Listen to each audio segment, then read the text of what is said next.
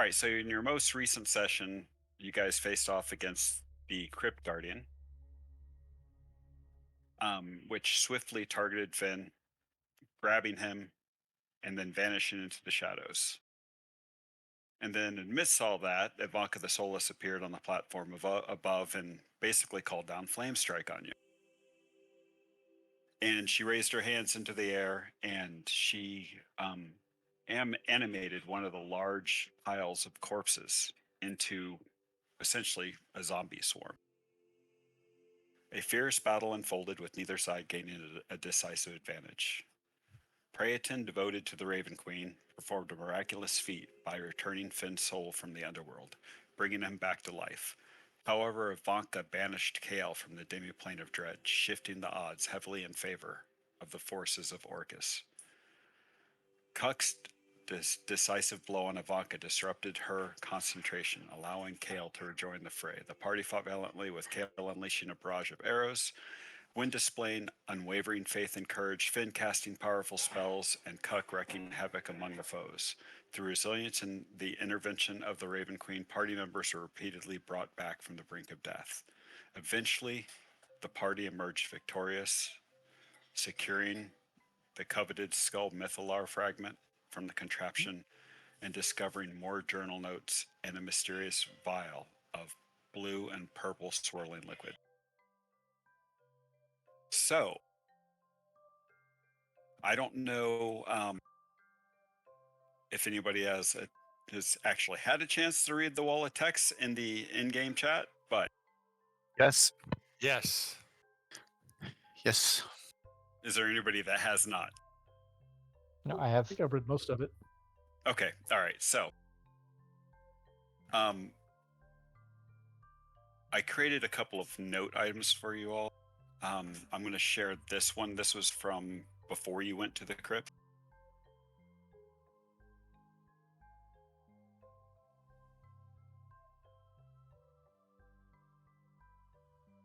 And then this one I'm sharing now is kind of a summary of what was in the in-character chat. Okay. Okay. Or just basically the intelligence part of the in-character chat. So you have you've turned over the flask in the journal pages, as well as the letter to the Twilight Bard, and she did tell you that it would probably be best for you to drop that amulet off at the ladies' college to see if they can determine what it is and how. Well, more specifically, I mean, you know what it is and what it does, but more specifically, how to free the souls trapped within.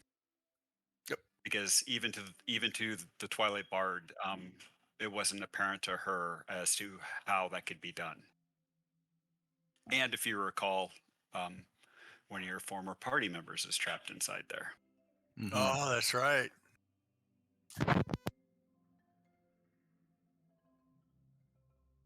And the other thing is the book, which you know to be kind of a magnet and draws undead in the area towards it.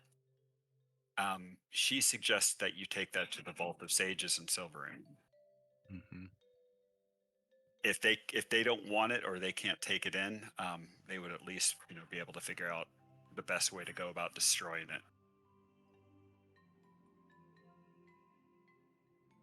And I believe you have agreed to, after you take care of a few things in Silvery Moon, to assist with the caravan problem. Yes. And also those mysterious ruins too, right? Maybe check those out too. Yeah. Good. Yes, I agree with that. Because there's what rumors of trolls, perhaps, and maybe giants for the caravans. Oh, trolls, giants is killed. Yeah, so before you sets off, she she tells you there is a you should go to the House of the Harp and report to the duty officer at the front. Tell them who you are and that I sent you, and they will arrange for you to be teleported to the city because there is a caravan leaving. I think it's. Let me double check my notes here. 1 second.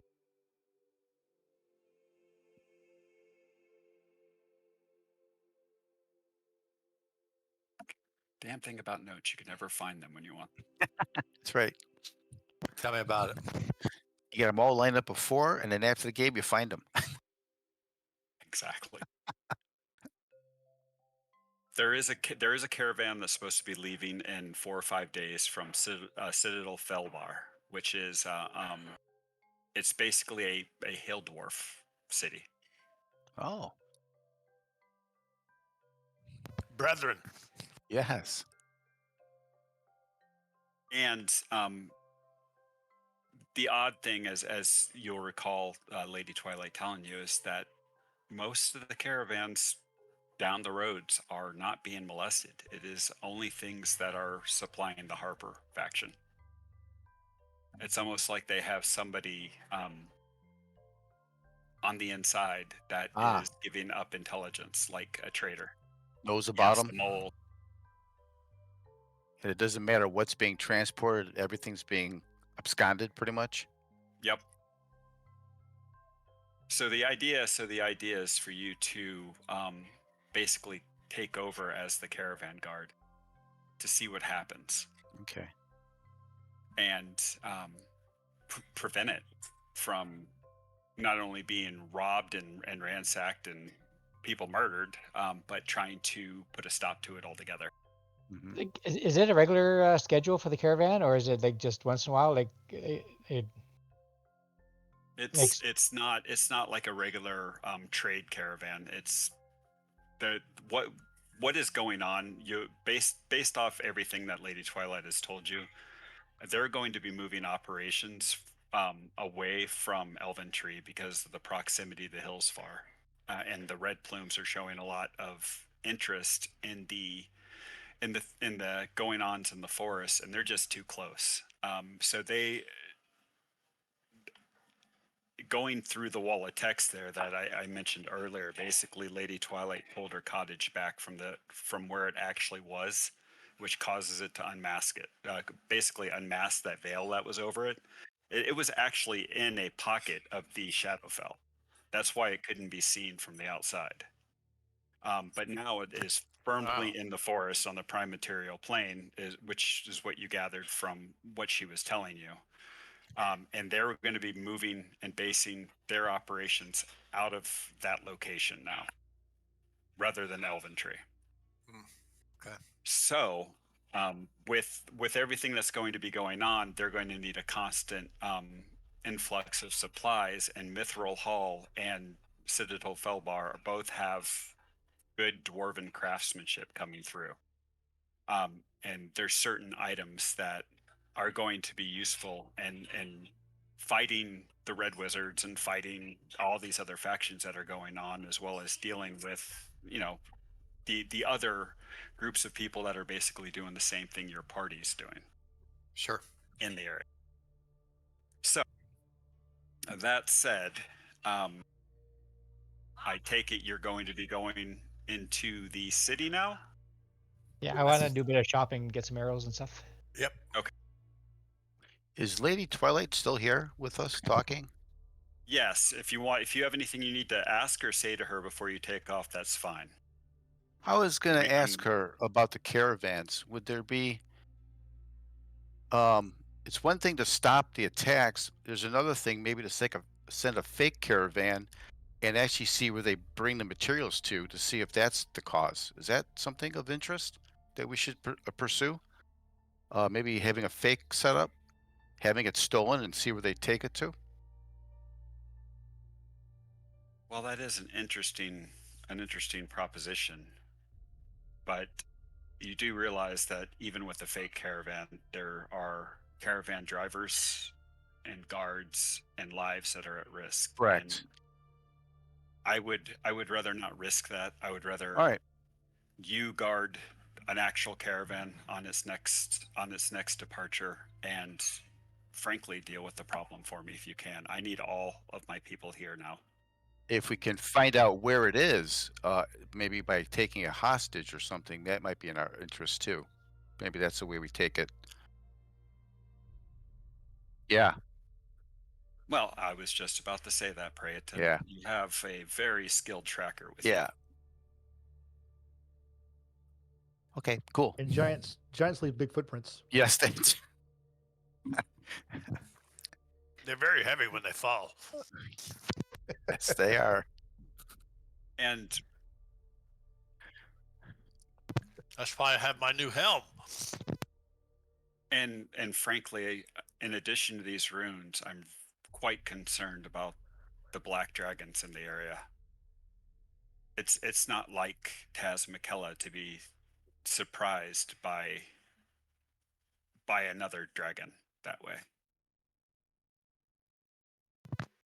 Another Yeah, dragon that way. Seem to be an Yeah, issue. there's 3 now. Yeah. One larger one, it sounds like. Oh, and Well, you'll said, connect the dots. She told you that you may have seen Taz McKella leave her study a moment ago, and you saw that oversized woman with silver hair. Mm-hmm. That's what I'm wondering. Okay, so is there anything else you want to ask her before you take off?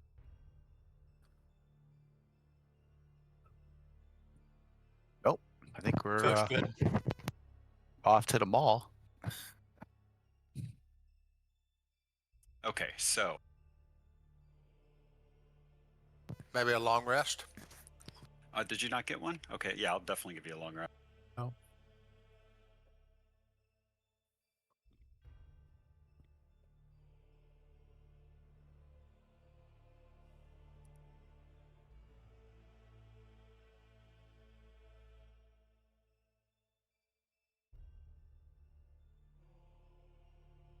There's my hit dice back.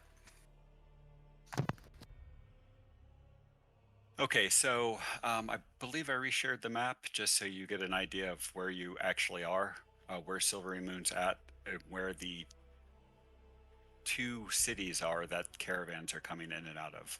Mithril Hall to the northwest and Citadel Felbar through the hills and mountain ranges to the east. Can you share that again, please? I don't Oh, see there it. we go. There we go. There we go. So there's one location, and Oh, yep. Got it. these along this these mountains and mountain, it's like high hills, low mountains here in the middle section, and it's flanked by large mountains to the north. But some of the attacks are happening along the path here, along the road here, and the other ones are happening along the road. Kind of winds that way along the edge of the Evermoors. Okay. Has there been talk about, other than the caravans, like just other people going on? Have they been pestered? Only Okay. I can tell you that our supply chain has specifically been targeted. You would probably want to talk to one of the trading posts to see if others have been targeted as well. But if all trade had stopped to the city, this would be a bigger issue, and I'm sure the Silver Guard of Silvery Moon would be involved in reopening the trade routes. My lady, does the attack seem to be closer to the Citadel or Mithril Hall, or midway and closer to Silver Moon? Or have they been random? The troll attacks were happening on the edge of the troll moors or the evermoors, where the road is closest to the swamp, right before it takes the bend away from the swamp towards Silvery Moon. The attacks from Citadel Felspar and the Sundabar caravan, when they come, are happening approximately a half a day in along the road from their side of the pass, where the mountain pass is at its narrowest, So the snitch is like probably right around in that area. Ah, the snitch is probably in the outpost then.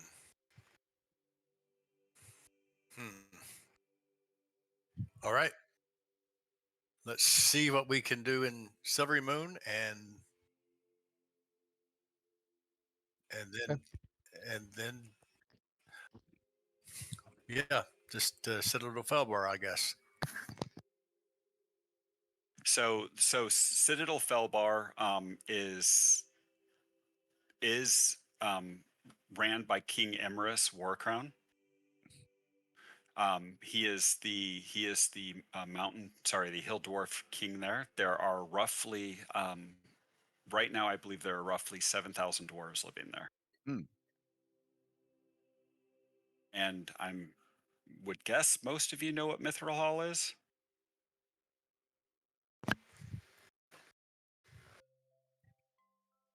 I mean, if you've read any D&D books ever, you probably know what it is. Mm-hmm. But anyways, it's the home of Clan Battlehammer. It's they're a mountain dwarf clan, and they are known to be some of the finest craftsmen in the realms. The current leader of Mithril Hall is King Dagnabbit. Nice. And there are roughly, I believe there are roughly,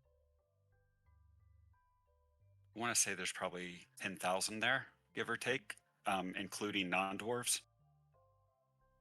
So they're sizable communities, and of yes. course the mountain dwarf home is completely in the mountain, so it's a fortress, into of itself. So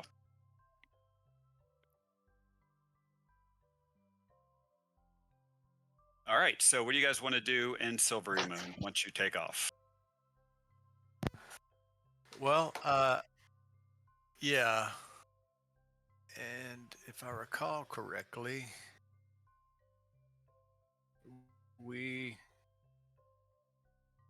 let's go into history and lore. Don't we teleport into? Trying to get it bigger. Hang on. Oh, you want me to reshare the map? No, well, I've got it. Well, if you want to put it on the screen, that's fine. But I was trying to remember where we teleported into from the portal. Was that like A? Oh, wait. There's that bridge we're at. I was thinking it was like. Oh, There's the key. Yeah. the Moon Bridge. A. No, the moon bridge is just what connects one side of the city to the other. Okay. It's also where the Silvery Moon is it has its own mythal as well, protecting the city, similar to what Drannor had. It actually is a twin to the one that was in Drannor.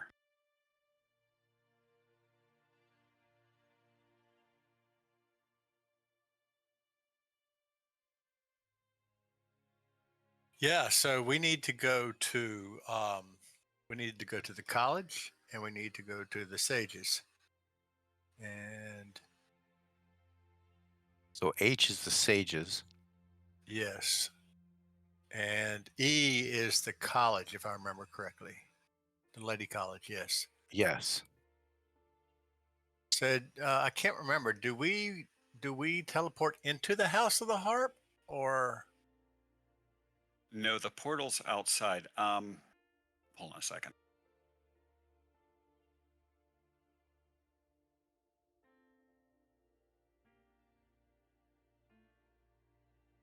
How did I not put that on the map? Oh, the portal location. Oh yeah, it's at B. It's by Arkan's Invocatorium, Oh, the School of teleportation Sorcery, and the circle. teleportation circle. I didn't Okay. get there. Okay. Oh, yeah. Okay. So that means we could probably hit H first, the Vault of the Sages, Sure. then head I- over the bridge and head to E. It's on the other side of the river. Yeah, I'd like to get rid of this book as soon as possible. Yeah. Okay, well, you head over to the Vault of the Sages, and it is a massive, massive library. There are books for as far as you can see going everywhere. There are rows of desks in the middle of the building. Think like what's the name of the big library in New York City? Think that. Um, and there is a gentleman working at a desk at the very front. Hello, can I help you?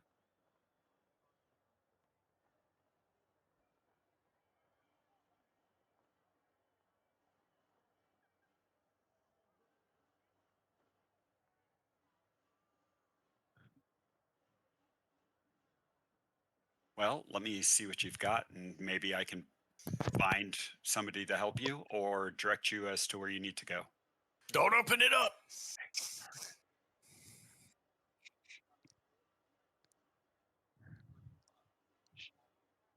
It's actually in the inventory right now, I think.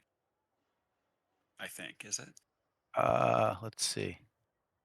Yes, the Tome of Dark Rites. Yeah, so it's of interest and a concern. So and then run out. Yeah.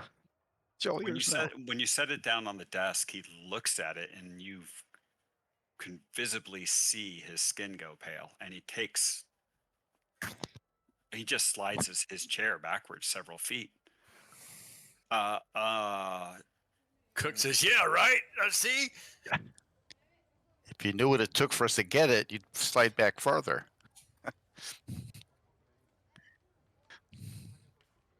We were told that the masters here would know what to do with this thing.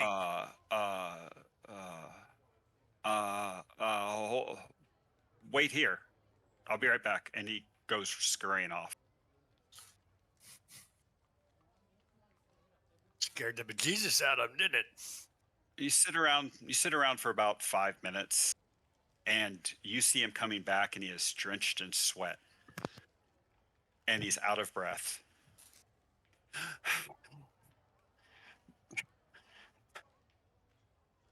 One second. Okay, somebody should be right here. Oh, here he is. You see a large, skinny but imposing elderly man in dark robes walk up. And he looks over at the book and then looks at you. Who told you to bring this here? This is an item of great evil. It's not safe. You should just not be carrying this around in public, let alone in the city.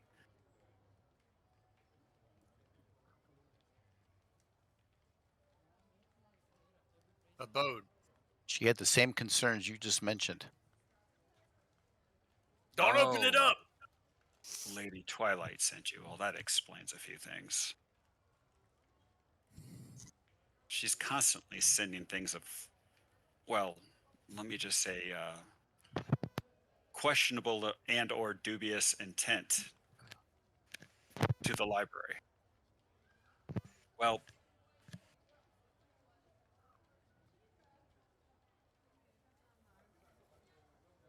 Or some yes, protections or something that would. yes, I can take this from you. Don't open and it make up. Oh, I know. I hesitate to. Well, matter of fact, I'm not going to. And he kind of takes his robe off, and he's just wearing normal clothes, whatever the latest fashion is in town. And he, without touching the book, wraps his robes completely around it. Mm. And I will take care of this for you. And we have a few people that would probably be interested in researching this and finding out more about it, but it cannot be left in the city as such. But I do have a vault that is secured from the outside that is actually in a pocket plane that we could put it in. Kind of like a bag of holding, but not quite. Hmm. Cook looks confused.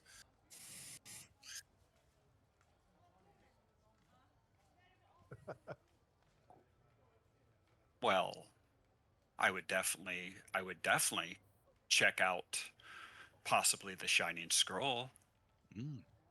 Excellent. and the market in general. There's always somebody in there selling something.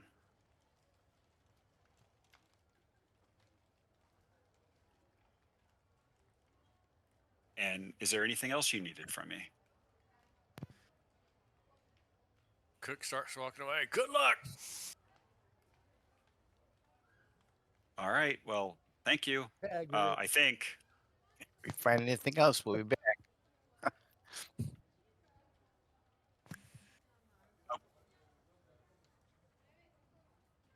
We All have to right. sell a bunch of stuff too. So should we get rid of the amulet now, Cook casks?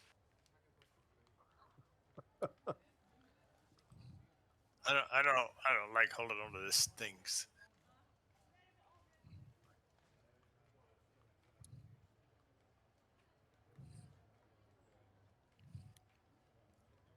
So we cross the bridge, hang a right, Yep. and take the second left. And after we get to the first crossroads, actually right there, I think at the marketplace, we just keep on. And on the left, I believe, is the college up there in a. So yes, that entire cluster of buildings by the letter E. Yeah. Okay. All right. So you're basically walking into Hogwarts. Oh, nice. The Silvery Moon version of that. All right. And it's kind of the same deal. They have an entry area with somebody working a front desk to direct people around the campus, to help people that are coming in, and it's the same deal. So I assume you're going to approach the desk. Yes. And there's a small mousy looking elf, very small, very very petite, in robes. Doesn't look like she's more than 50 or 60 years old.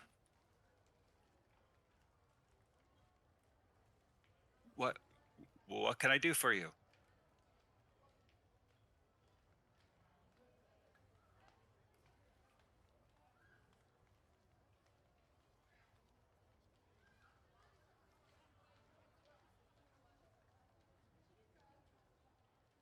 Um,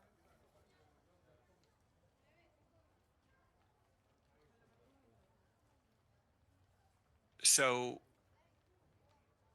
we don't just take walk-ins. I,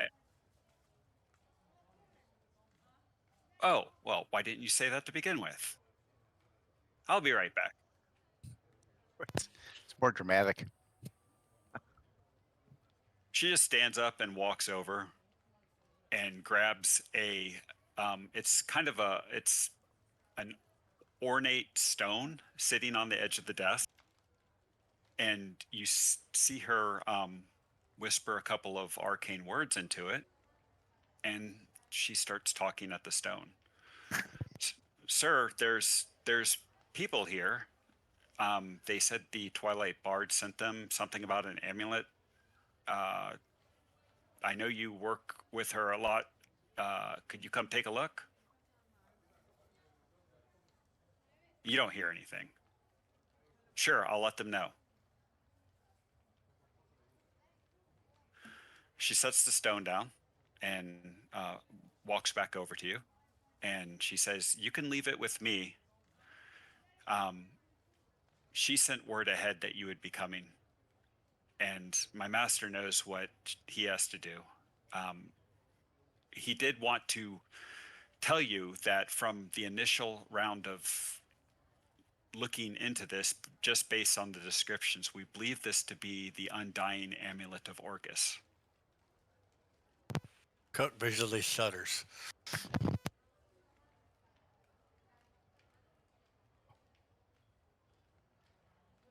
Well, all I can really tell you is that it does trap souls, but that much you already knew.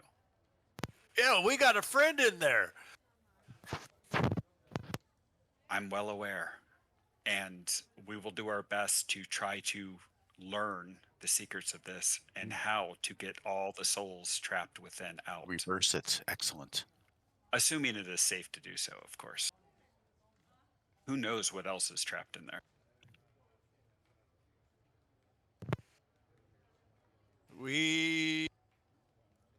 We'll leave it in your possession. Cook walks out, grabs the nearest stone, and goes, "Hello? Hello?" You don't get any answer. Damn thing doesn't work. Throws it down. You're holding it wrong. Wrong end.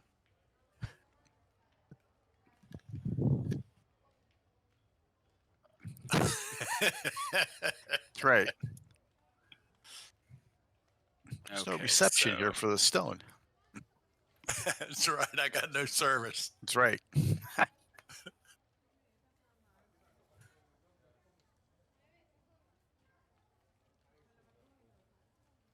Wow. Yeah, I we- wonder if she knows where to get a bag of holding. Ask her if it would be better to get it in the market or the silvery scroll. If I said that right. Yeah, that's at N.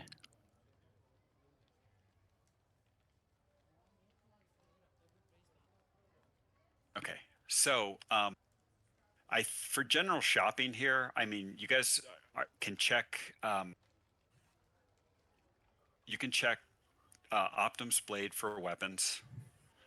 You can check the Shining Scroll for just anything that's not really covered by Optim's Blade. Because Optim primarily specializes in magical arms. And then in the general market itself, you can find all manner of things, though it will probably be a little more expensive. I think we're gonna have to find either in the market or somewhere a place to sell these jewels. Yeah, we got a lot of gems and, gold rings with bloodstones and a chalice. So is there a jeweler or a gemologist or someone that's in the area that? Oh yeah, you can definitely find somebody in the market, Okay. and So as long as they're not ill-gotten goods. You didn't steal them, did you? oh no. No, Ooh, never. I'm Okay. a paladin. I don't steal. Oh, then you'll have no problem in the market. After we were done, there was no owners left. Correct.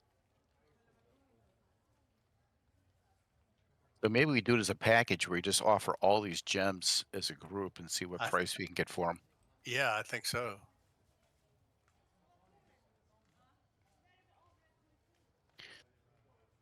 Sure. Is there anything that anybody would like to keep for any reason that's in this list?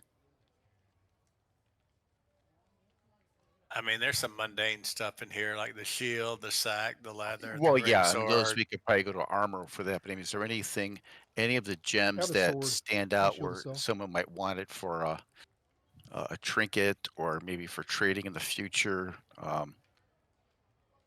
Might be Okay. of We If can we do knew kind their- of like a. Well, go ahead.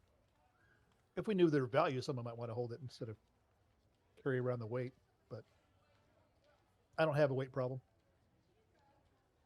We won't have a weight problem. I can Especially if you carry find a what we bag need. of holding, yeah. That's right. Cook pounds his chest. He goes, "I'm your bag of holding." mean, You'll be able to freely between vapor, yeah, being able to go to the House of the Harp and the word of Lady Twilight, you can freely change your coinage out too. cool. Okay.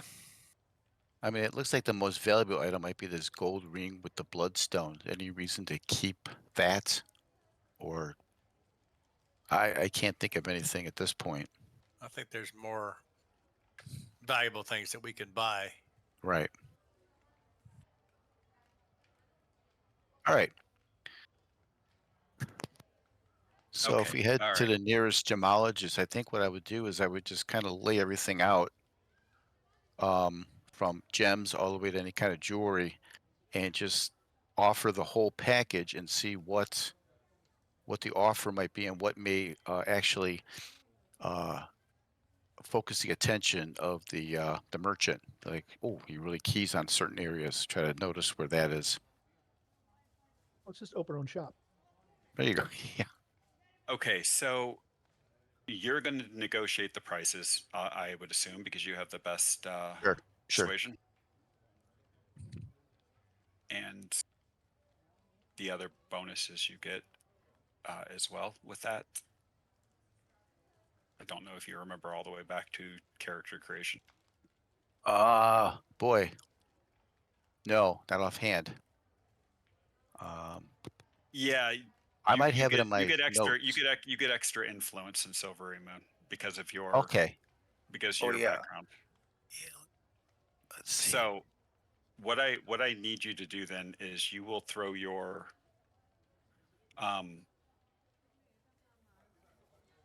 Persuasion. yeah, so what you're going to do is I don't need you to actually give me a persuasion check. Okay. What I need you to do is just roll me a D100 in the tower. Okay.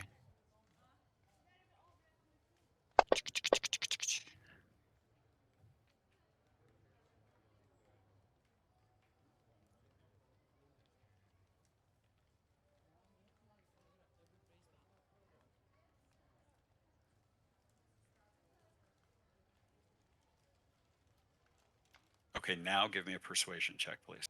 Okay. Persuasion.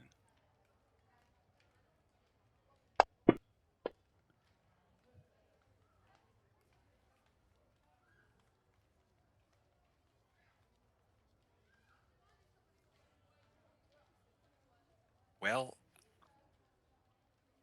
you have some very nice items here. You know, like the crown's a little banged up.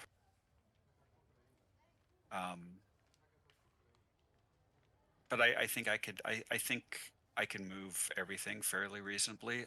How's 60% sound to you? 60%. My going rate's usually 50%, but you were so persuasive. I just you talked me into it.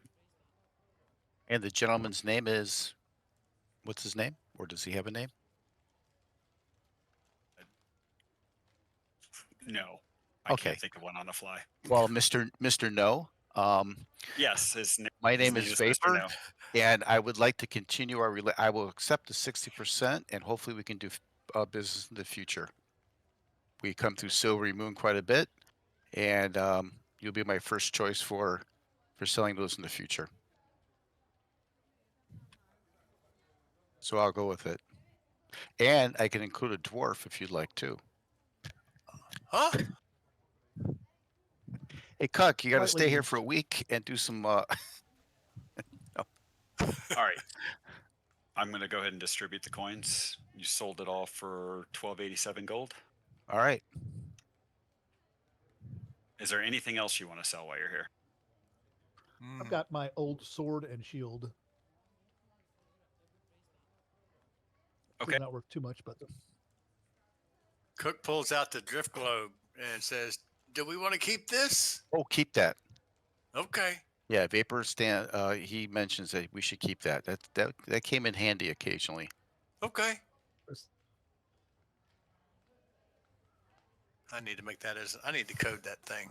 he reminded you about how you were able to place some of those undead or something at some type of a disadvantage with that bright light. Oh, that's right. You have a gem of brightness too, don't you? I don't. I thought somebody did. Got a party sheet. Oh, I don't think I do. Whoa. There's Rob 2E coding for the drift globe, I think. Here, I'll drag it over for you. oh, sweet. Thanks. Oh, cool. Nice error.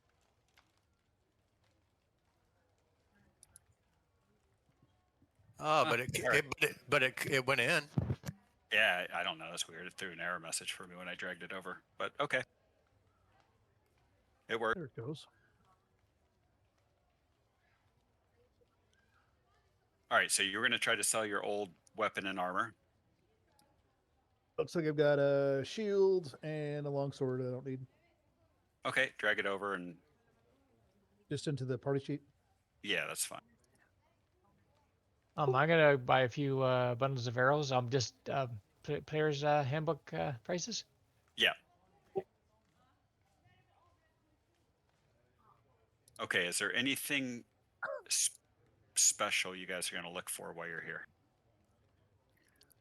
I think just that bag of holding, if possible. I Cook wanted some potions. Potions might come in handy. Yeah, I don't think I have enough money for the other stuff. So Okay. Um, Yeah, we could pool for that bag of holding if the price is right. yeah, absolutely. 'Cause that's gonna come in very handy.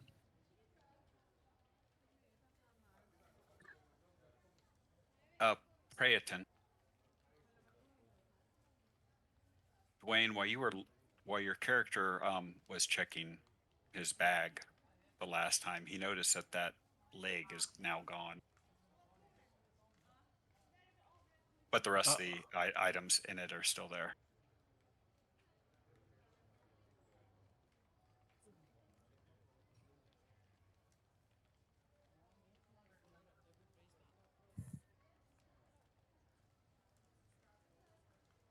Okay, yeah, if there's anything you want from the player's handbook, you can find it. No problem whatsoever. At list price. If it's something super expensive and you want to negotiate, negotiate for it, that's fine too.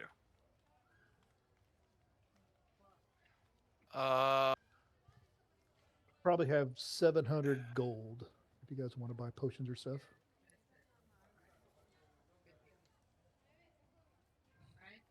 Any potions of giant strength to be found?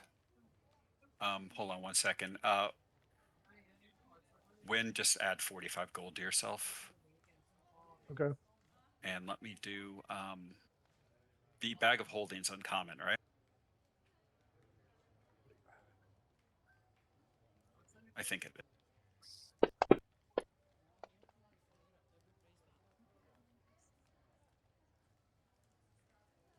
Yeah, there are several bags of holding available. Huh.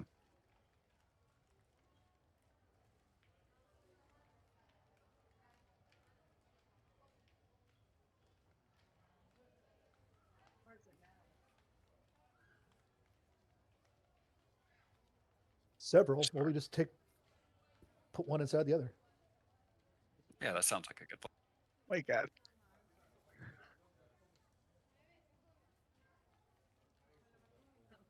How much? Yeah, I'm looking for my Are they That might size be the based or problem. weight based? Is that how they come, basically? Mm.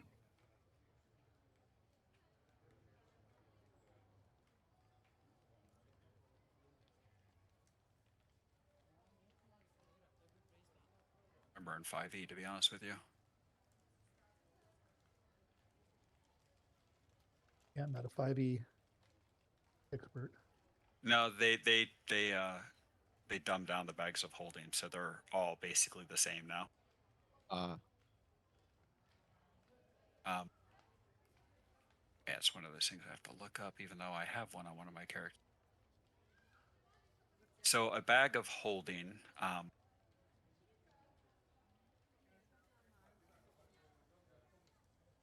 they generally go for 4,000 gold. Don't look at Whoa. what it actually says on the item. We're using the PDF that I put in there. That's cool. However,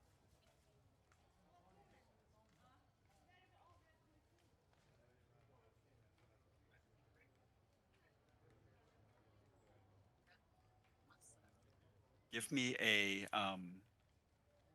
Vapor. Give me a persuasion check, please. Okay.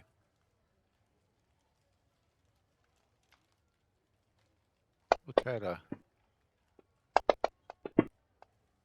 talk them down a little bit if possible.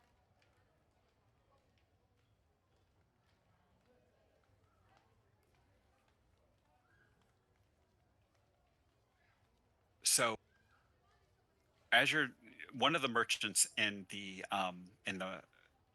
market notices, because you know you're in the city, you know you can openly wear it here, notices your Harper pen, Okay. and he agrees, if you're interested, to sell it for 70% of list price. I So think I could.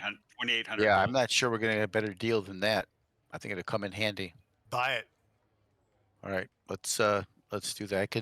I can throw some cash at it. Yeah, it looks like I can throw in 500 from Vapor. I'd Cook will probably do throw in 400, 500. Cook will throw in 500. Okay, All right. everybody use the tool. Hit the The mi- minus next to your goal, yeah, and Yeah, on what okay. you're going to contribute. Minus. Okay. How much more do you need? I'll tell you once I add it up. Oh yeah, I see it shows up in the chat. There's 500 from Vapor. Now, how do you go minus? Oh, okay. The little red minus. And then just put, That's 15. You're just being slow. okay, so that's 25. You need 200 more gold. 200 more gold. Okay, I'll throw in 200. Very good. We need how much more? That's it. You're good. All right, it's in the party sheet. Who didn't show up? How much do they have? Chuck, do you want to be the holder of the bag? If you want me to, that's fine. Oh. That's right. Give it to Caleb. Acid, disintegrate, all these things. Trayden has spent the most on it. Maybe he should carry it.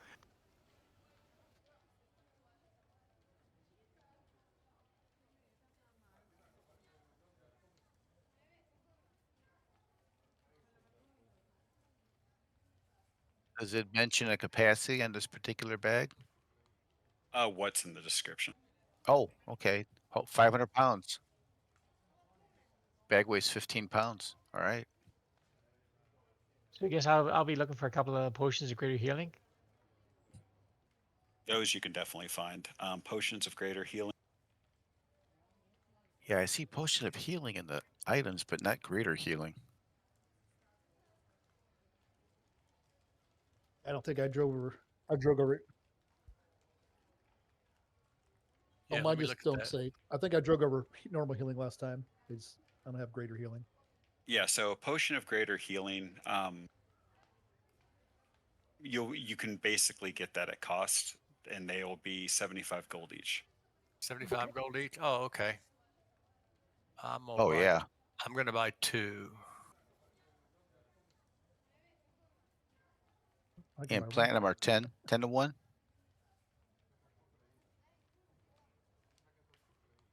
Okay, so Is it 5 or 10 to 1 for platinum to gold? I 10 think to 1. everything's 10 to 1. Is 10 it to 10? 1. Okay. Yep. So that would be Just under items. that'll be 15 platinum then for 2 of them. All right. So that was what? That was Yeah, if April will take 2 of the so that was 8 potions total between you all of greater healing. Yeah, I took 2. yes. Yes. Okay, they're in the party sheet. Oh, sweet. Okay. Nice. All right.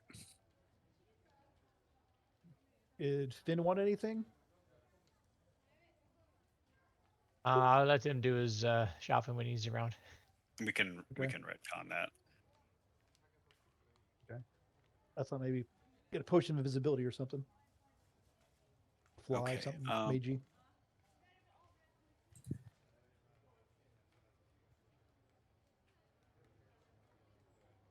So I mean, pretty much any basic potion you would be able to find, like a potion of invisibility. That would be 180 gold. A potion of fly would be 500 gold. Ooh.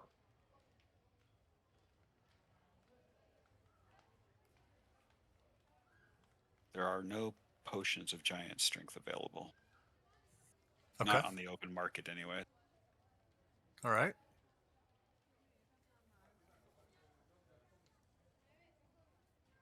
And the other item you were looking for was... So there is a Gauntlets of Ogre Power. It's 8,000 gold. Whoa. Ooh. Yeah, I'll have to come back for that. Buy one and get the other one later. Yeah. Buy a pinky at a time. Yeah, that's about what I'm going to have to do.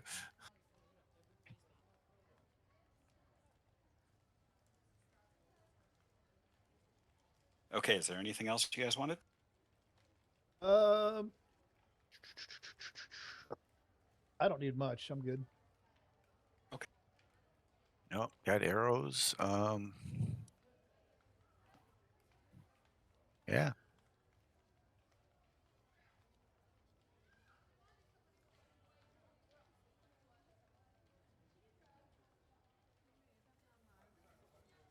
We need anything for caravan duty?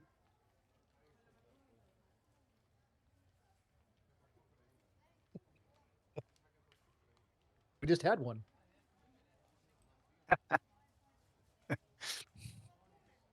We're going in Where'd circles. Brayton go? Uh-oh.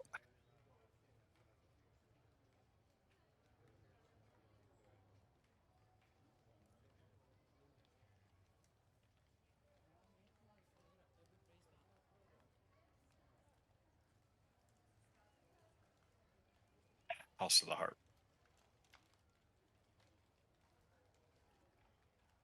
House of the Harp.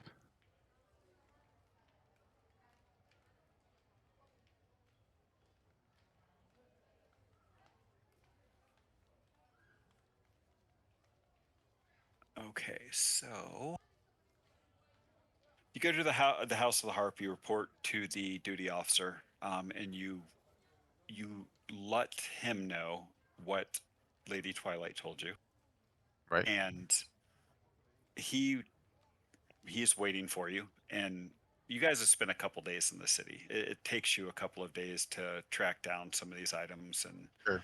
and shop and rest, and you can stay for free at the House of the Harp, unless you wanted to go carousing or whatever.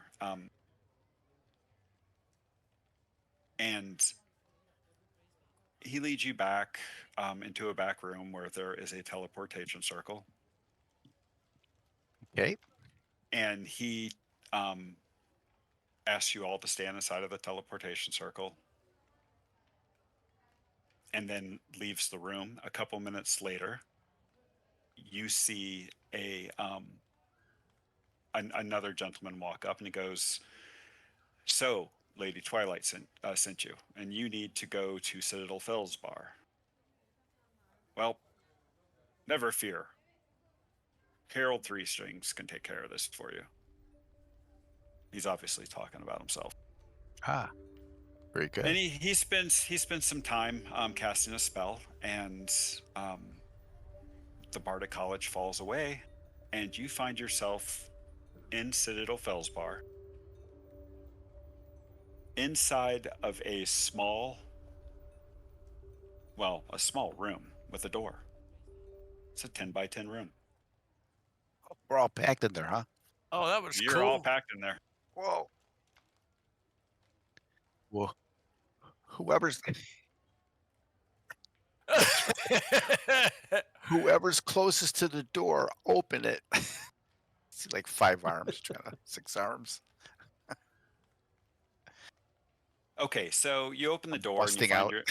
you open the door and you're actually in a small manor home. It's not anything lavish, but it's decorated, and it's almost like you just stepped outside of a linen closet. Not a linen closet. That's wrong. I mean like what's what I'm looking for? The little, Water closet. Room closet. not a water closet, but not a pisser. But like a pantry, because you're kind of close to the kitchen, Ah, so right. you're kind of just around the corner from it. So I waiter's closet, is that what it's called, a waiter's closet? Oh, dumbwaiter. Don't wait. Regardless, you Um, make this awesome Spice rack. entrance by popping out of a small I'm room. not good at Bam. this. yeah, I'm not good at this either, but it's completely uninhabited. There's All right. nobody in there, but it is clean, and you can see the bustling streets of Citadel Fell Bar outside through the windows. Well, I guess we'll head outside. Okay, so it is approximately 8:40. Let's pick back up at 8:50. All right. Okay. Sounds good. Okay. Okay. Awesome. Cool.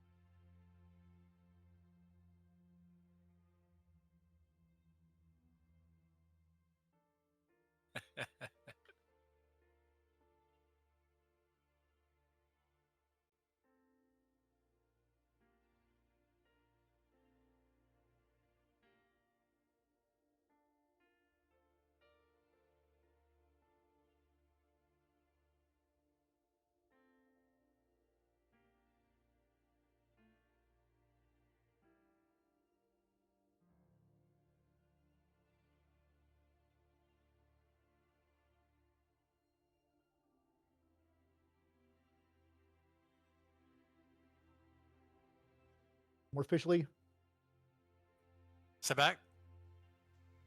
you catch any more fish? No, we went out the next day and didn't get a thing. So except a few cold beers, which is a lot worse than that. Could be a lot worse. Rough day. Hmm. Yeah, we went down Wednesday and came back Monday. So we didn't stay too long, but it's fun. I don't know when we'll get back. I know we normally go the week after Christmas. I don't know if we'll get back before then or not.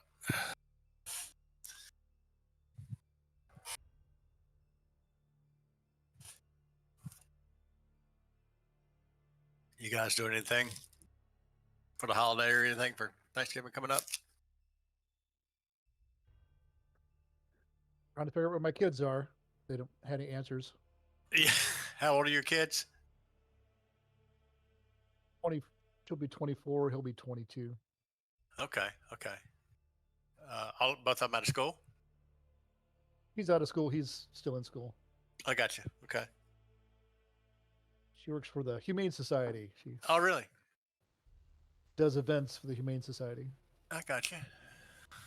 I'm the big kid. We don't have any kids. And I'm like, so I'm like, eating ice creams with dogs is your job.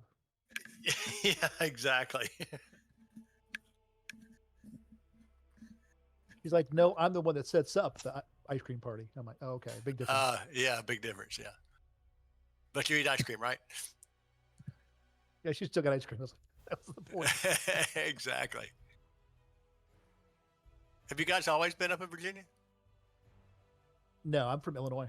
Oh, are you? I think you told me that one time. They're in actually. St. Louis. Oh, are Yeah. they? Yeah, they're down in. Yeah, they're technically Missouri. Okay. Yeah, I used to work for a company just for like a year out of Fairfield, Iowa. So I would actually fly into St. Louis and drive up. I tried to fly into Cedar Rapids all the time, and between weather and everything else, it was just a zoo because I had to connect through Detroit or something like that.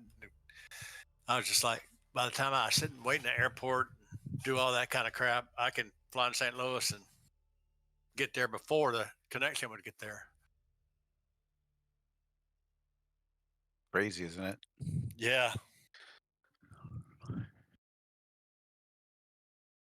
They're thinking of Braniff. No, Braniff was out of Oklahoma, Yeah. not Iowa. That was an interesting little foray. It was like a bridge job. I left one company and I left before I got cut. I could see it coming, so I had to like find something. So I found something. I knew I wasn't going to do it long, and I found this little company. And it's like I said, even when I connected into Cedar Rapids, I had like an hour and a half drive over to Fairfield.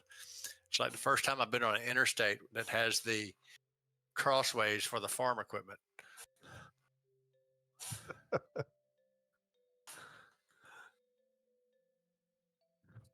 Yeah, we always used to love fight. seeing the. Go ahead. Oh, I was going to say I always love seeing the tractor signs on the side of the road. Yeah, exactly. Yeah, we used to fly out of Milwaukee more than O'Hare just because it was easier to Oh get God, to. yeah, absolutely. Used to fly Midwest Express with the hot cookies. You remember those? Yeah. Back in the day. If you're back, X up, please. I flew the other day and there were no hot cookies. No, not anymore. Well, I haven't flown in 5 years, so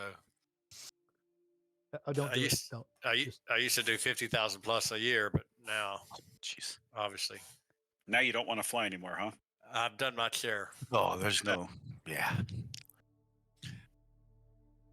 All right. Okay, so when you step outside, you arrive at the bustling streets of Citadel Felbar, the hill dwarf city. The city is a marvel of stone architecture with buildings carved into the living rock of the hillside. The streets are meticulously paved with well worn stone slabs and lined with quaint shops, taverns, and dwellings. The buildings blend seamlessly with the natural rock formations, their stone facades showcasing intricate carvings and ornate designs. The overall feel is both practical and beautiful, a symbol of dwarven craftsmanship. Cook, As Go ahead. Cook spreads his hands wide. See what dwarven cities can offer. The beautiful stone, the carved streets. There's not a more wonderful place in the world, is there? And as the rest of you not named Cook look around, you can see what Cook is saying is true. There is a very strong sense of community among the dwarves in the streets. They go about their daily routines, greeting each other with hearty laughs and warm smiles. And wearing traditional dwarven attire, sporting their impressive beards.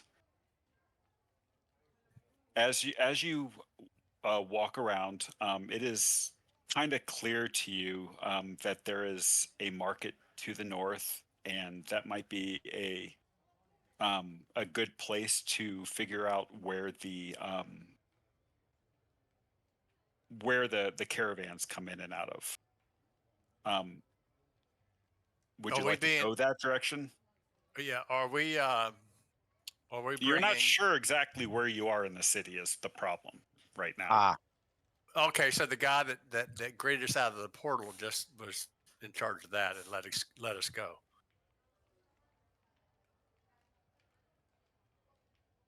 You mean that guy was on the other side of the portal? Oh, okay, yeah. okay, He okay, just came okay. to an He empty didn't house come with or you. room. Oh, Yeah. I see. Okay, I misunderstood. Okay, good. All right. I I stop at a wandering dwarf and in dwarven say, "Good day, my friend. Wait, I'm new to this fine city. It's so nice to be back in a real city, but I digress. Could you show me or point me in the direction of where I can find transportation east?"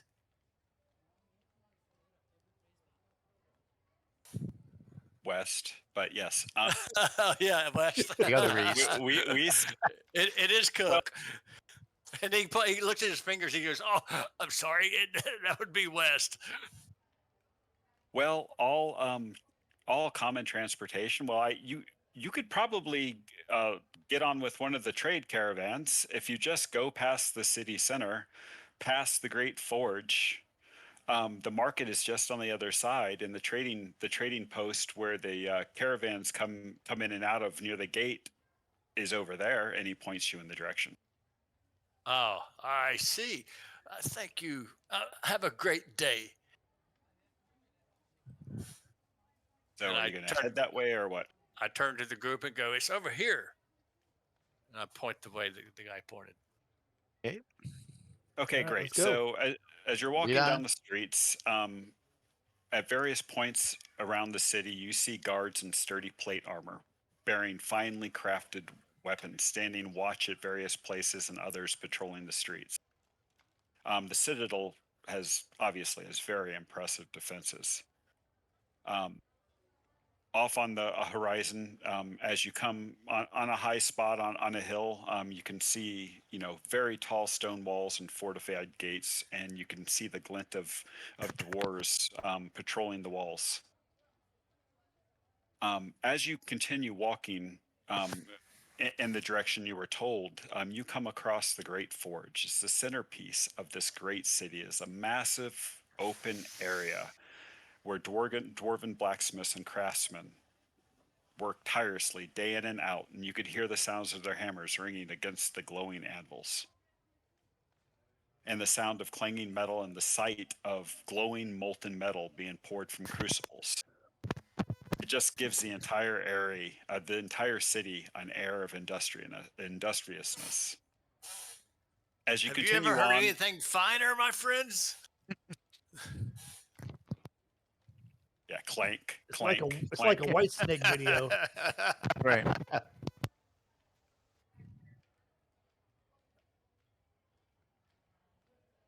Okay, so I still have problems with Sirenscape where it breaks up on me. Really? I don't know. It's just since I went to this new laptop. I'm not sure what the deal is. Anyway,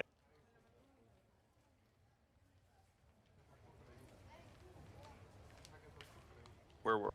Oh yes. Okay. So as you pass the Great Forge, you come across a market.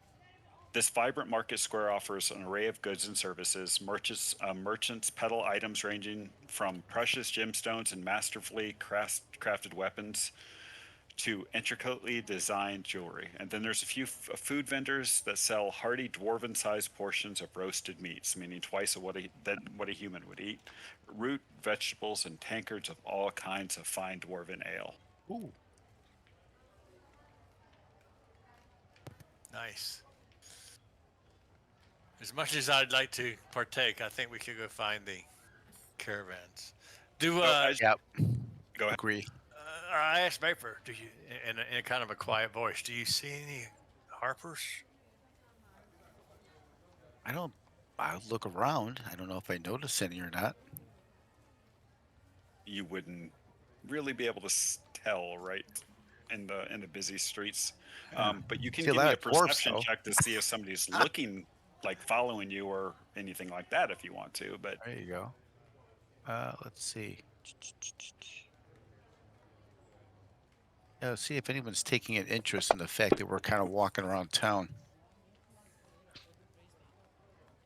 you notice occasionally somebody will give you a glance and kind of look at you funny because you're a little out of place here. You've got Mhm. you're a motley sort. Sure, we're probably a little You're a taller mix of than the elves, average. dwarves, a gnome. So you just get that. Every once in a while, you'll get a knowing glance too from somebody that maybe has spent part of their life on the road adventuring, but nothing out of the ordinary.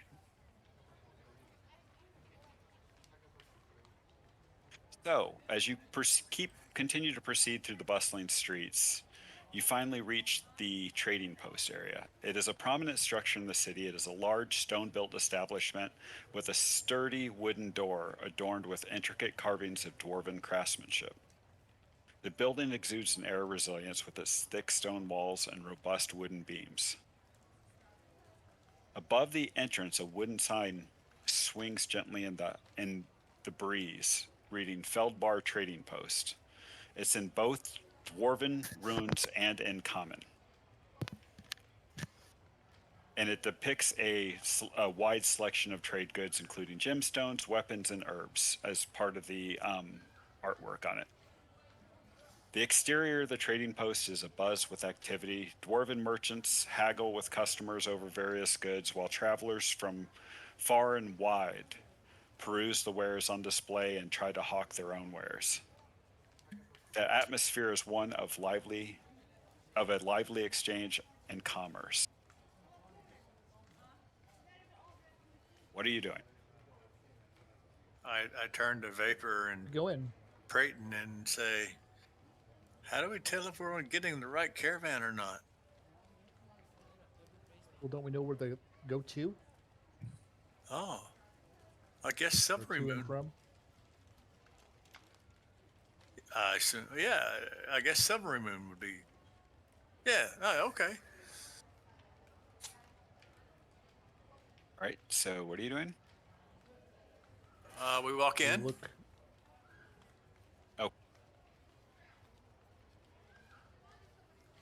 Almost Look for the- immediately upon you entering the trading post, a middle-aged dwarf with a keen and observant look in his eyes approaches you and kind of shoos you off to the side. Over here, over here. He is wearing a deep blue cloak,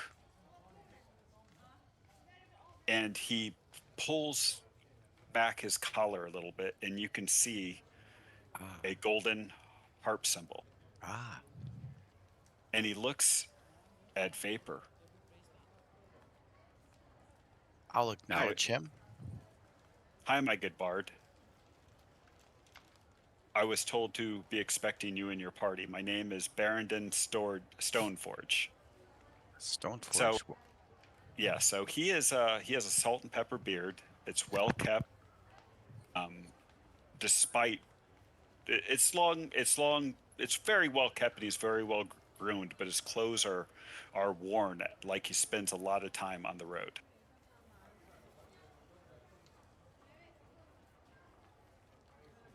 You Well, talk for a moment. Um, sorry. Go ahead. I was just going to say we're here to assist with your, and I'm not sure how many people are in this room here, but I'll try to keep it quiet. It's a Um, large building, so there's a lot of hustle and bustle going on okay. inside.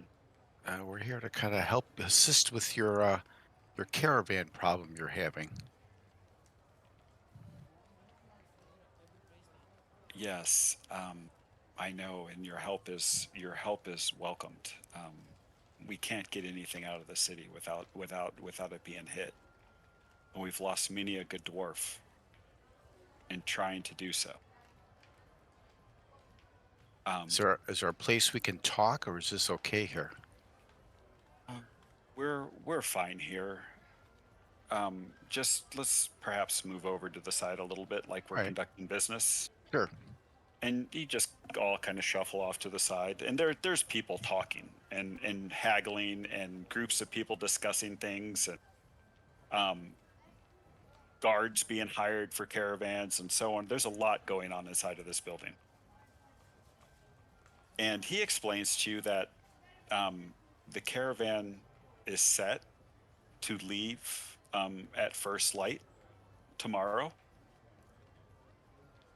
and he suspects that the journey to Silvery Moon, if it goes unmolested, should take 8 to 9 days, barring bad weather. Um, and barring any unforeseen road conditions or other obstacles. Uh, Is this gentleman the kind of the expert on what's occurred with these caravans at this point? yes, he is. And he just says, All I know is that we are every caravan that we send out of this city that is for the faction has been getting hit by Mm, ogres and giants. I okay. can't. I've heard some rumor that other caravans have been getting hit as well, um, by the same types, and that the regular and occasional bandit activity that occur along the trade path is all but ceased.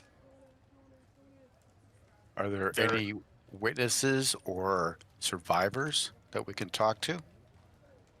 while there is an inn nearby um, that is frequented by traders and caravanners, it's called the Gemstone Hearth Inn, and it's just a couple blocks away.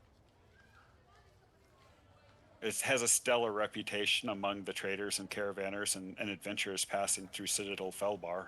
If there's anything that can be learned, it would probably be learned there. Okay. And plus, you're going to need a place to stay for the evening. And they have one hell of a good drink. Oh, let's stay there. All right. So if there's anything else he can share before we head over to the inn, it would be helpful. Um, Uh, I, I Cook. suspect the entire caravan's been taken at a time. Has that been what's happened so far? Each They time have they've been not hit? They have not been leaving survivors, and all the wares are gone. The horses are gone as well. Do you know what kind of giants? I've heard that they're either hill or stone giants, Mm. but I have not seen them myself, so I could not tell you for sure. Do you know if any prisoners have been taken, or do you feel as if whoever's been transporting is being killed outright? That I couldn't tell you. If any prisoners have been taken, none have escaped to tell us. Okay. Now there will be 6 wagons in the caravan, and there should Ah. be 10 or so drivers and other people to guide the horses. You will be taken over as the guard. Okay. And his name was what? Frostbeard, was it? Or something like that? This guy? Oh yeah, his name is Barrington Stoneforge. Stoneforge. I was going to ask something, but do you any thoughts on how they know what caravans to hit? Anything you can share on that? Just seems odd that they're so precise on hitting certain caravans. Well, I believe we have a mole or a double agent, or possibly there's even a wizard at play that's scrying us. I have really Ah. no idea. Do you have any But you thoughts are right. on that? It is quite uncanny. Yes. Do you have any thoughts on who or what might be happening, or just would it be a guess? At this point, it would be a guess. Okay. So we'll have to kind of keep our eyes open for who we talk to. All right. Anything else for our contact here? I think we come back in the morning and set out. All right. And he tells you where the caravan will be set up. He shows you that where to meet at first light, and so they'll be ready to take off from the city. Okay. So he does show you that. I was going to ask if there's been a common area where these have been hit, or has it been stretched out over several areas so that we're kind of on alert if we get close to a particular area? Kind of in that area where I drew on the map before. Where it narrowed and then- down? Okay. Yeah. All right. About a half a day in. All right. A little bit longer than that. Okay. It's 180 mile, give or take, journey. All right. 170 miles. So I would say it's like 2 or 3 days in. Ah, okay. All right. So we'll be camping out there too, perhaps. All right. Oh, you definitely will be. Yeah. Well, But you don't need to worry about procuring supplies. Sure. No, that's That's the least of our worries. You'll be cooked and fed for, the or cook cooked says, for and fed. I might want to Yeah. rephrase that. You'll be cooked. We're inviting you for dinner. For dinner, or cook says, I can't remember. How much is the pay?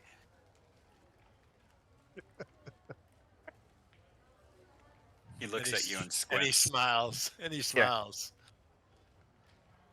all the ale you can drink. Oh, that may cost you too much. Now come Never now, mind. Stoneforge. You know any good dwarf would ask about the gold. He just laughs and slaps you on the back. We Okay, don't get so paid till we get there. yeah, it has to get there, right? Yeah. All right, so are you going to head to the inn? I think Yeah. so. To the end. Okay, the Gemstone Hearth Inn. This is a welcoming 3-story stone structure with a warm and inviting atmosphere. Its exterior is adorned with sconces that are lit with glowing crystals that cast a gentle, comforting light. Well, it would if it was nighttime. Above the entrance is a finely crafted wooden sign depicting a roaring hearth embedded with a variety of polished gemstones, and the inn's name is carved beneath the image in both dwarven runes and common.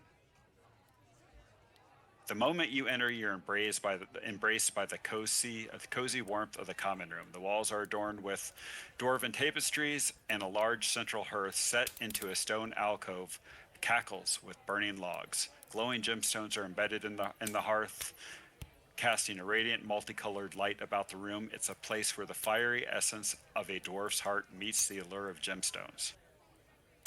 The common room boasts sturdy wooden tables and benches, as well as a few more comfortable chairs for those who prefer a bit more relaxation. And the tables are polished to a gleam, offering a clean service for meals, drinks, and various games such as cards and dice.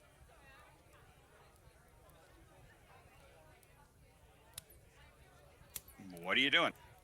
There is a small stage set up in the corner of the common room, and there is a dwarven musician playing and singing. And it's fairly full.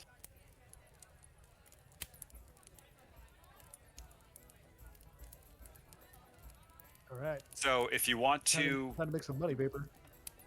yeah. So the rooms will be they're a gold piece a night, but that includes your meals and 2 drinks. Well, let's grab an ale and listen to some music. Okay. And is there anything you want to do while you're in the inn before you head off to bed? There are a lot of people that travel in and out of the city in this inn, as you were told earlier. Does it look like mainly just dwarves, or do we see tables of mixed races like us? There are all kinds of people in here, all kinds of races. You name it, there's pretty much someone here of that race. You been talking to yourself?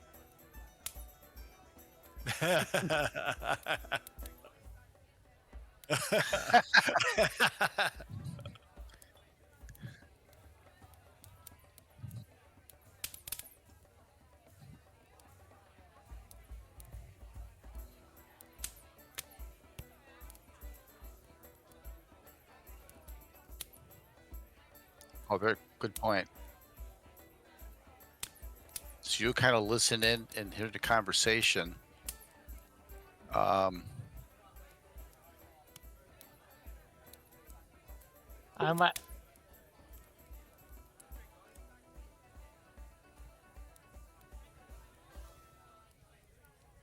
I'll have to try to find out what kind of like road it is. They kind of cover it. There's lots of areas that kind of ambush type spots or anything like that. I'm sorry, what was that? So I just kind of get an idea of the lay of the land of their route, like if there's areas that are more susceptible for ambush or that kind of thing. Yeah, so you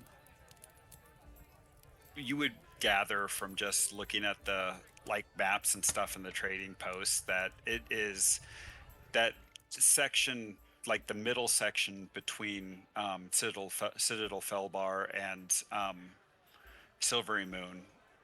There are some places that comes quite close to the big mountains, and a lot of it is high hills and rolling hills. So it's going to be some pretty rough terrain, and you can at times, though the road itself is good, the surrounding area is not. That would lead you to believe that there are going to be numerous places that would be right for potential ambushes.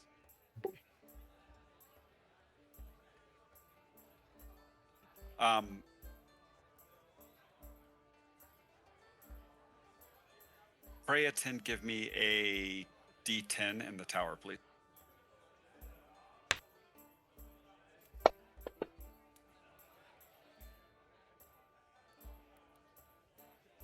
Yeah, so you hear one of the tables. It's looks like they're caravan guards, and they're having a hushed conversation about attacks on caravans, and you hear the mention of the word giant.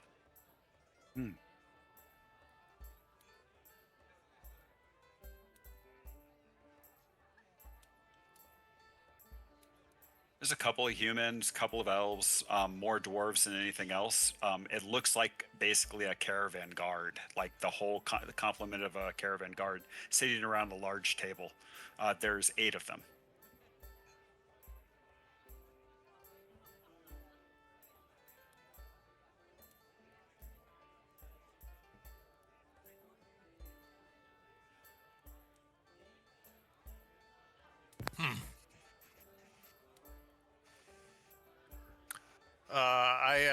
Sure.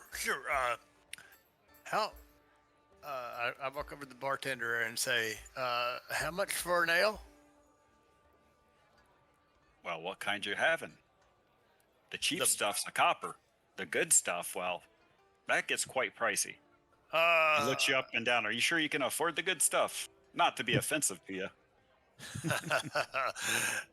I'm a dwarf, my good man. I can afford all the good stuff. How much is it? Well, I have some imported stuff from Mithril Hall. Brunner's Finest, it's called. It's 50 gold pieces a bottle. No, I'm leaving in the morning. I don't want to have I don't want to overindulge. What's a good fine dwarven ale that would be affordable? Oh, the house is the best bang for the buck, my friend. And that would be how much a tankard? It'll be a silver piece of tankard.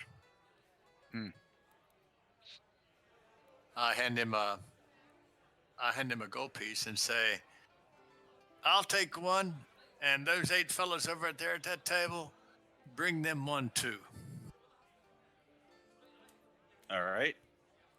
And he does so, and the gentleman over at the table, the guards, look surprised, and then the barkeep points over in your direction, and I raise my tankard.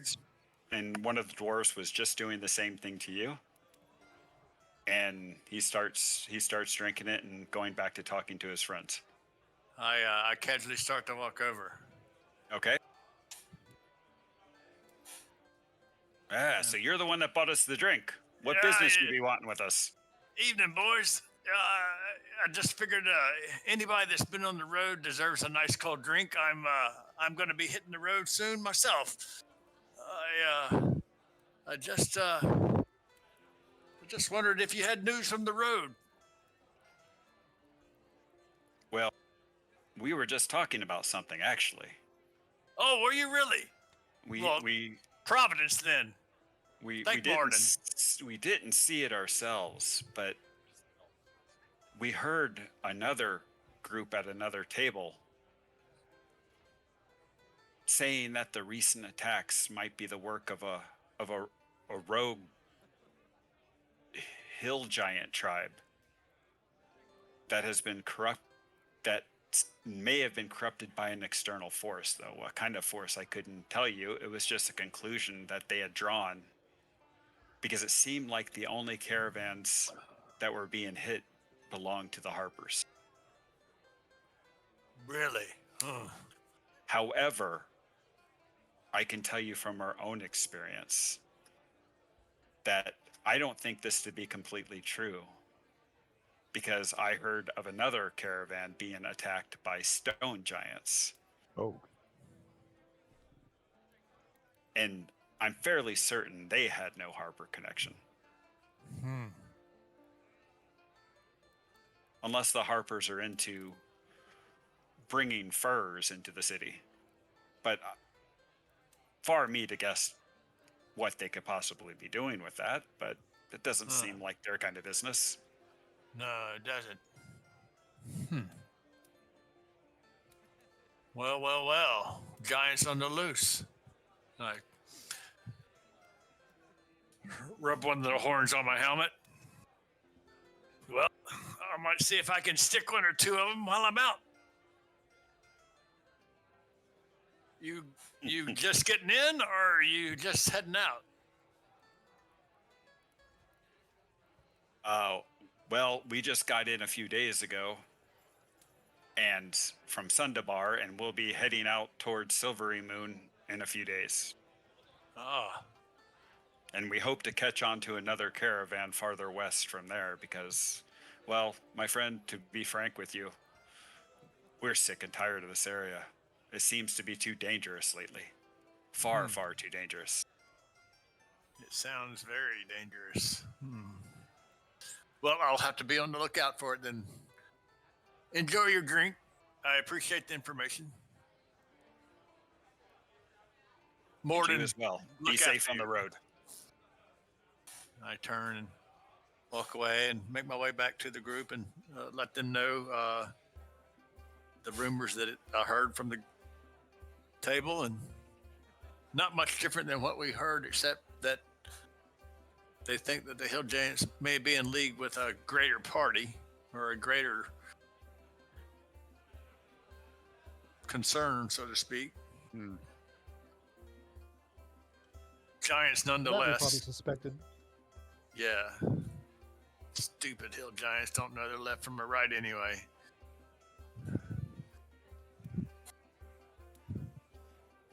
So are you going to kind of all continue trying to gather a little information before you turn in, or what else are you going to do while you're here? Did the table point out the other table that they had heard information? It wasn't that same day. Oh, okay. Did they mention anything about the Hill Giants maybe looking weird? No, they just said Hill Giants. They thought they were just a rogue tribe, possibly. Did any of them mention numbers So they or weren't corrupted by Mithils? No. I didn't ask. So if you're going to continue the rest of the evening, just to speed this along a little bit, looking for information, if you all want to give me a investigation check in the tower, Sure. and I'll just That'll kind work. of spit out what you may or may not have heard. Sure. investigation?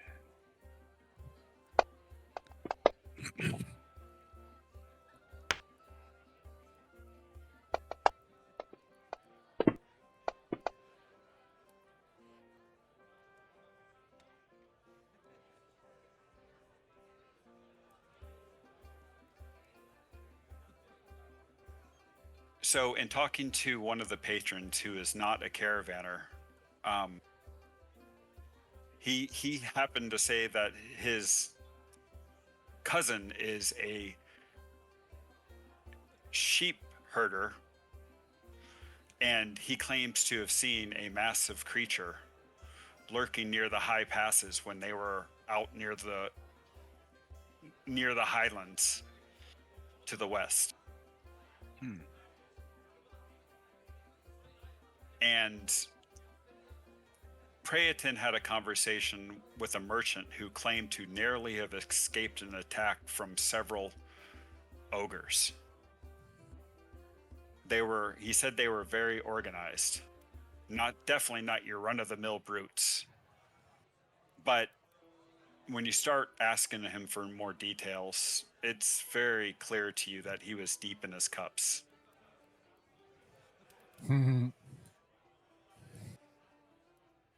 And might possibly just be making the entire thing up.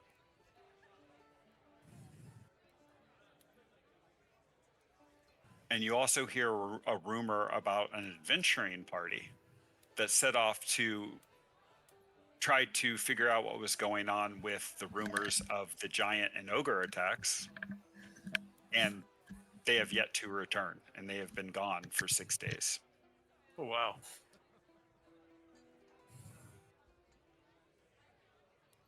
Well, we need to go kill some giants, boys. Here's that way, for sure. Well, we'll get our chance.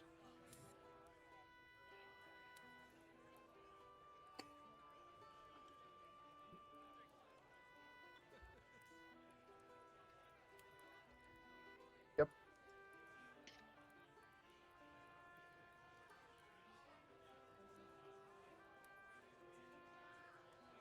I'm going to ask the table. I'm going to go back to the table and say, I wanted to ask you one more question if I could.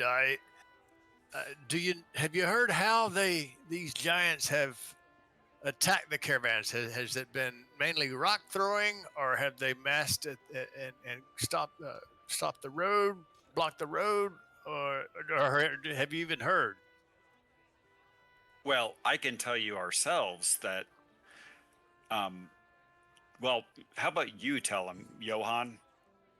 Since you were on that caravan from Silvery Moon a couple of passes ago,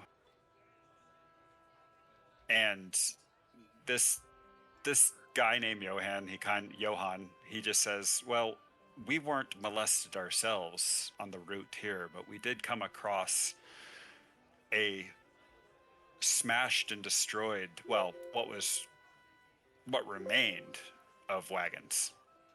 They looked thoroughly smashed, and there was no remains of any people or any animals or any goods, just smears of blood. Any rocks among the carnage? There were several large boulders in the road that we had to move to get our wagons across around them. That was a pain in the ass, I tell you. I hired on to guard the damn caravan, not move rocks. I hear you. And they didn't pay me any extra coin. Oh, I Who can the tell hell you. do they think they were? Now you know why I jumped off that caravan and onto this path instead. These people at least pay me properly. I know the feeling. I know the feeling. I'm certainly glad to hear that. Well, have a good night and safe travels and Godspeed. I go back and I tell the party that it seems that they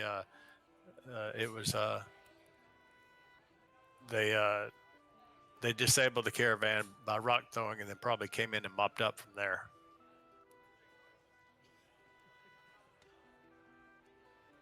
Yeah, that would do it. Oh, and Kale had one too.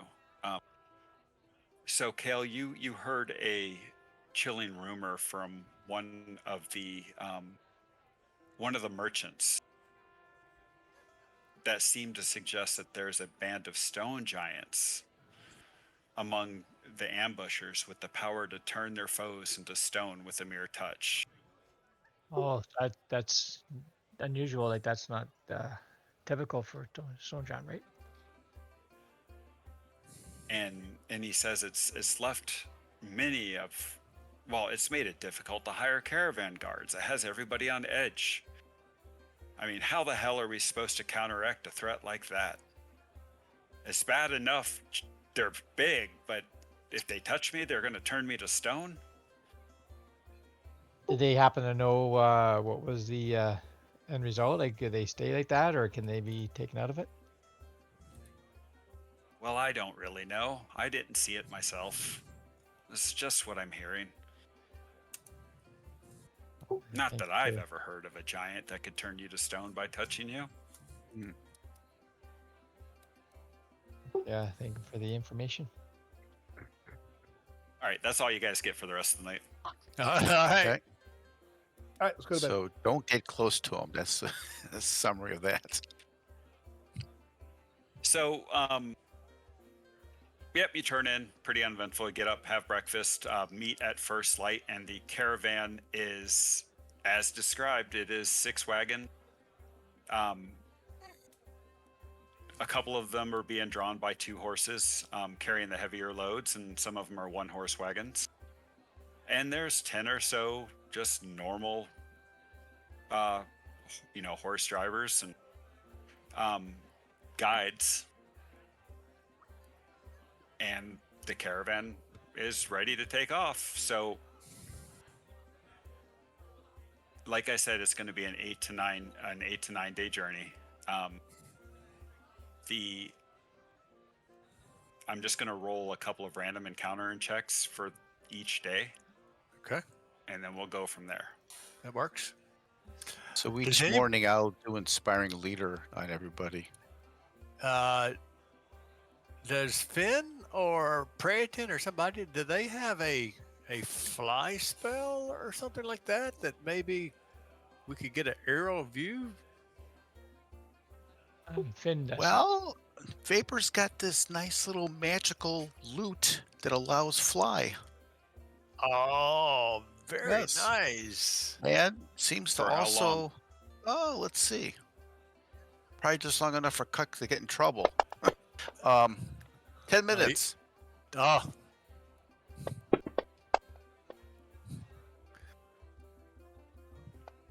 how about Finn? No, not no fly here. Okay. There's Featherfall in case you're up and you get down. Yeah. Yeah. There you You don't want to put it on Cook because if he's flying and he sees him, he's going to drop down right in the middle of them. go. Can you cast that on rocks? Yeah, really. Okay, so on the first day, you're traveling south towards the main road, and you come across a caravan heading the other direction, and that is the only really eventful thing that happens to you on the first day. I haven't had any trouble. You do the common Yeah. greetings when you come across with each other, and they tell you that they saw something flying high up in the sky that was too large to be a bird a couple of days ago, but it didn't bother them at all, and they just kept moving. All right.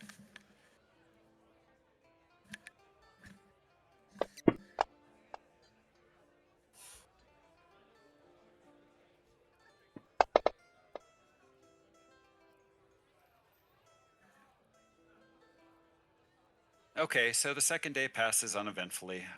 You see a couple of random travelers on the road here or there. Just normal flow of travelers to and from the city. A small time farmer with a wagon full of his fresh pumpkins heading towards Citadel Felbar. And that's about all that day. The caravan sets up its partial encirclement, and you guys guard. Take turns guarding throughout the night, and it's pretty uneventful. And you're getting closer to the mountains now on day 3. Okay. Should we spread how far are the wagons apart from each other? Just a normal distance, like a caravan or a wagon length or two? Yeah, it ebbs and flows between a wagon length to 2 wagon lengths, but these are experienced drivers, and they stay close to each other, and the guides and make sure that the front never gets too far in front of the rear. Yeah, I was gonna say I was gonna be kind of like off the beaten path kind of thing. Like I'd be a bit more at the edge or away, Sure. just to give me a chance to like hide if I need to. Yep. That's fine.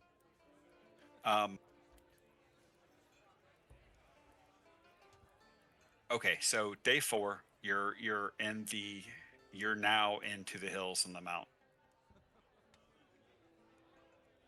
So is our rate of travel kind of slowing a bit, or is it still staying pretty constant? So far, it's been pretty constant. The road's good. You haven't had any mishaps or bad weather to slow you down. Do we find that opposing traffic is about the same, or is it petering off a bit? I'm sorry, what was that? The opposing traffic, is it still, we still passing people, or is it still is it slowing up a bit? Once you start moving in towards the mountains towards Silvery Moon, it's not as busy as it was farther east because you were picking up Sundabar traffic then as well. Ah, okay. But there's still regular traffic on the road. So actually, question for Cuck in the group as we travel. Um, if and when we have an encounter with this group, what's the plan for the wagons and for the drivers? Are we forming a circle as best we can? Are they? What are we doing? Just to kind of get an idea.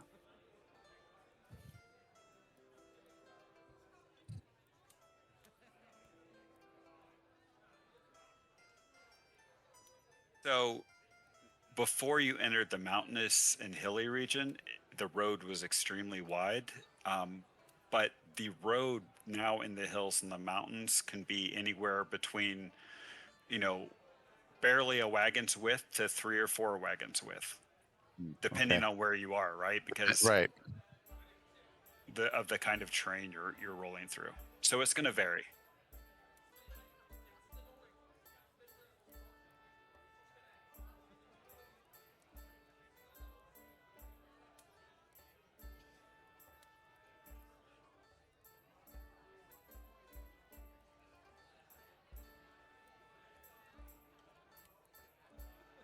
You want to put Okay. this fly spell on you?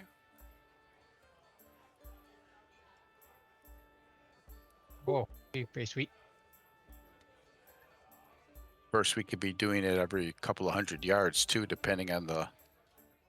True, Right. that's true. Yeah. So I'm thinking that, in other words, if we can't turn around, it's a goal to have all of them leave their wagons and move to the back to be safe, or should we keep the wagons manned? I'm just trying to get an idea of what we want to do as a group, if and Can when they we do fight, get or attacked. are they useless? Yeah, are they fighters or are they pretty much just teamsters? Yeah, they're pretty much the teamster sort. Yeah. Okay. So maybe they pull back, because if it's going to get that clogged, we probably can't move the wagons anyway. Yeah. Okay, maybe we do that. Minimize casualties. All right. Yeah, I guess the supplies are pretty substantial. That there's no wagon that be emptied as a decoy wagon at all, or is it all pretty much used up? So I mean, they're all full of goods. I mean, you could, if you want to do something like that, you could definitely, rearrange stuff maybe to make some room. I don't know, like would that be an idea at all? Like having like an empty wagon kind of out front, and if they when they start throwing boulders or something like that, like they'll aim at it first. Try to load up 5 and have one that's empty. Yeah. Cool. Yeah. Oh, yeah, that's fine. Yeah, let's give it a shot. Because if it'll be a lot easier to get out of the way if it's empty than it is full. Right. Or It all or it depends could, on or it how could they be attack left. too. It could be So, left too. Like if they start blocking the road or something like that, if that one's kind of caught, then it's not a big deal. Well, you're not going to be able to completely empty the wagon, but yeah. you could empty it enough to where, like, if you wanted to put a person or two, like one of you in there to ambush somebody out of, you could, but without leaving things behind, you Right, can't really right. empty the wagon. Gotcha. Okay, so now that you're in the mountainous region, I mean, in the hills, you're pretty much every switchback, every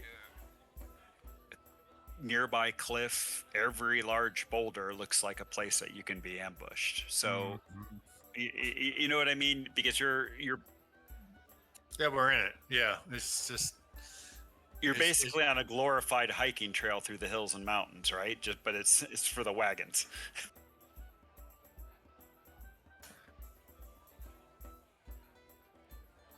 So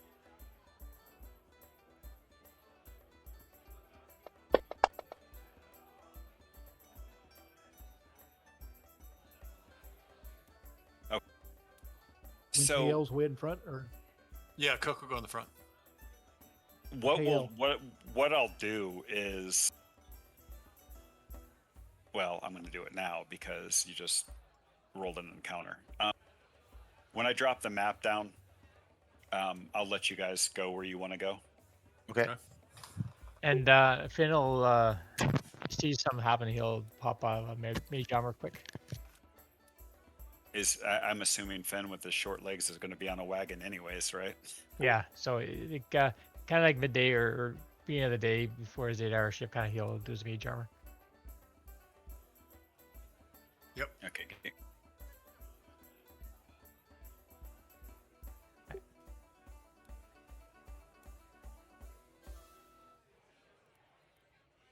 All right, give me 1 second here. I need to set this up.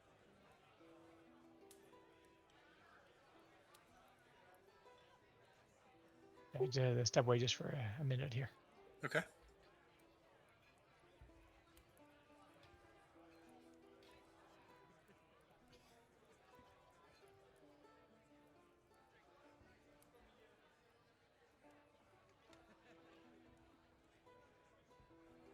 Well, I guess I could get rid of the tavern music.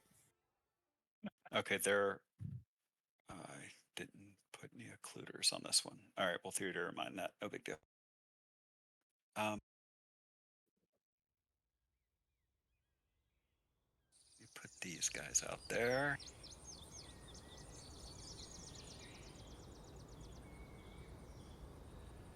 What did I say? There were 10 Teamsters? 10, right? Okay. Yes.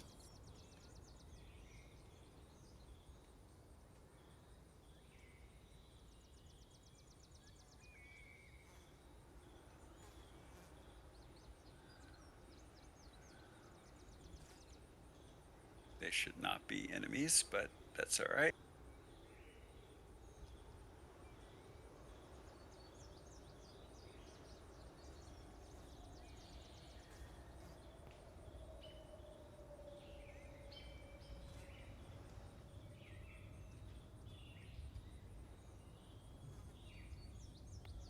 And I'll drag you guys over.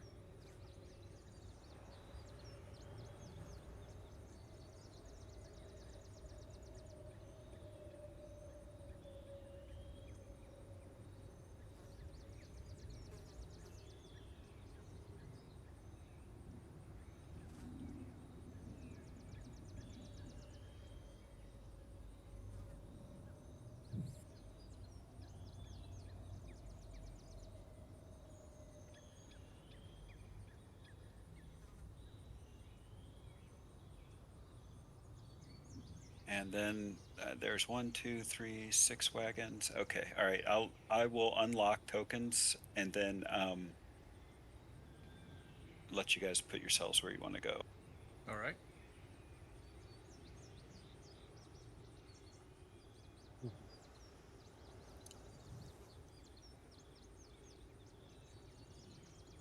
If you guys can see the map. Oh yeah. Yeah.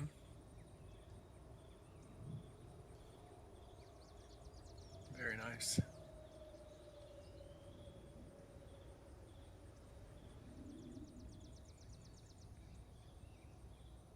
Scale it down a little bit. I'll turn the grid on for you Is there, too. okay, yeah. Very nice. So we get the lead wagon second. Yeah, Cook. Is that bright enough for you to see? Yeah. Oh, let me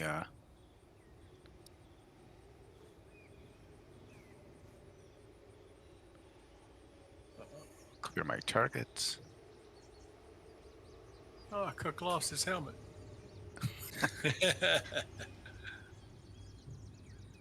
Oh, I know why. Is that because do I have to re-drag you over to the combat tracker? It doesn't matter. I'm just kidding around. Because it is showing as your token. It is, yeah. Probably so, but it's all right. Ain't a big deal.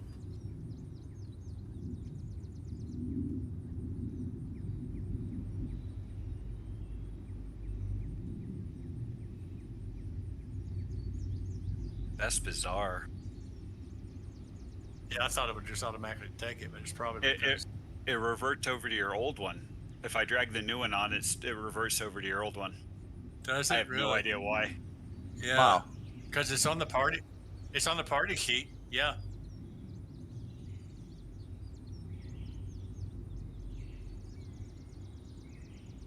Oh, I see.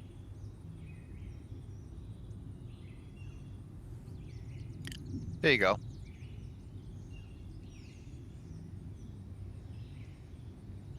That's Well, at updated. least, yeah, at least he's on the map, right?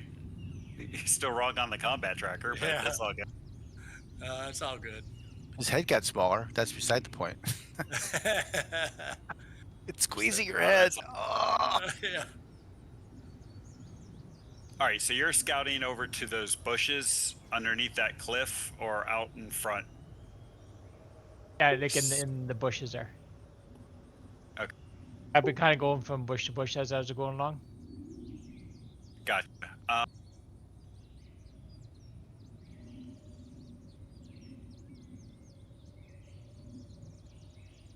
Okay, so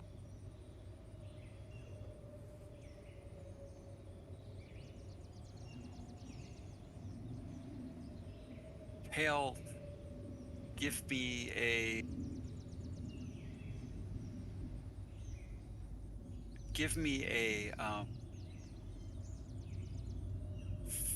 first. Give me a perception check in the tower, please. Sorry, just give me a sec. My move things around here. My tower's gone.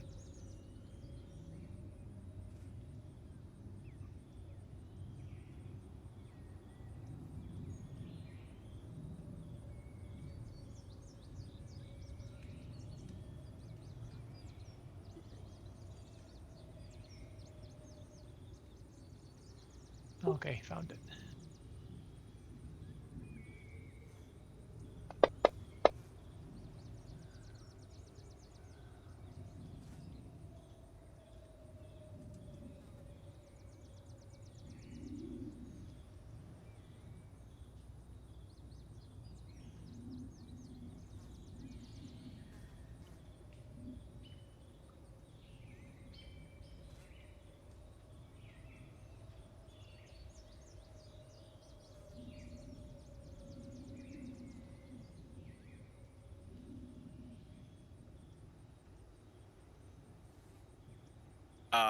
Half made it.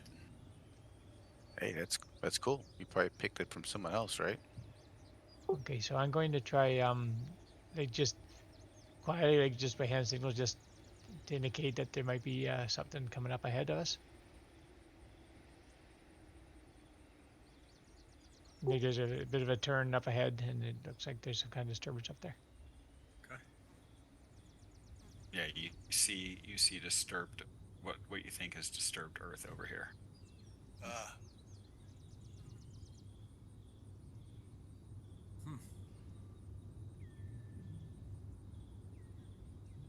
Okay, so what is everybody doing right now? Wen can't hear you because he's below you. Um, well, I mean, if you scream, he can hear you, but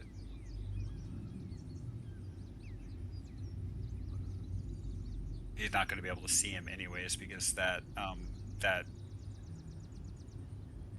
that rise is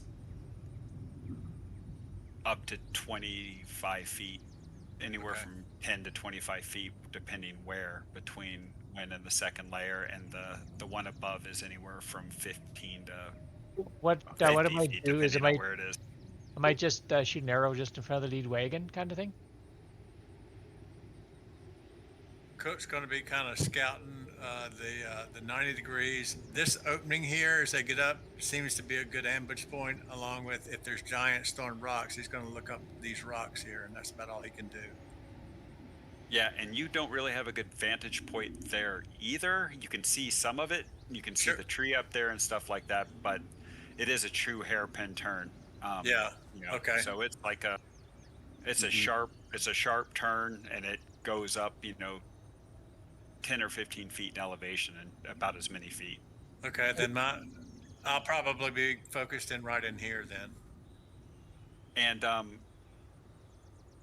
like everybody in the lead wagon is, going to be keeping an eye out for you, Kale, right? Because you've been communicating to them on and off as you're scouting through the last couple of days. So Yeah, if I can get the attention of somebody, then I think we probably would have had a system to pass it along. okay, what are you trying to tell them to do? Well, I'm gonna tell them to stop, basically. Okay. All right. Yep. Cook sees it, sees you, sees it, and the lead dragon rider puts his hand up in the air, and it gets motioned by the wagon rider behind him, and so on and so forth. And you stop the caravan train. Okay.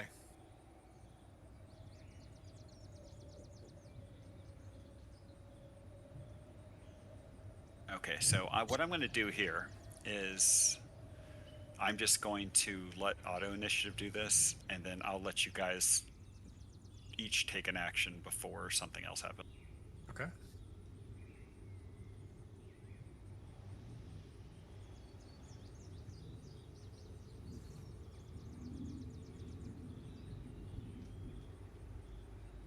So I'm gonna I'm attempt sorry. to. I guess I didn't have auto roll on. Do you So need I'll, us to roll? Not this round. Don't worry about it. Go ahead. What are Okay. you doing? I'm gonna conceal myself. Okay.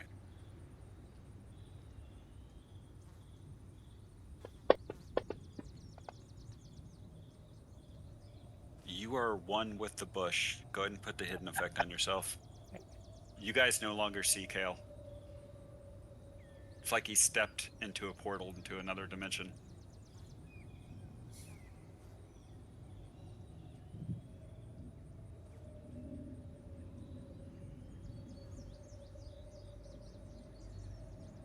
Okay, Finn. What is Finn? Oh, he's in the wagon the front wagon then, right? Yep. He's in the back of the front wagon. Yeah, so he'll have his mage armor on and he'll just stay on lookout. Does he have the actual spell on himself? I hit the effect on it, but I'm not sure what that did though. Let me take a look at it real.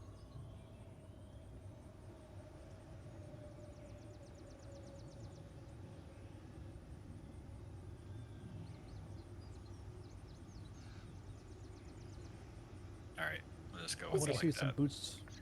boots of strutting and springing action. Okay, what's Vapor doing? Is the caravan stopped now?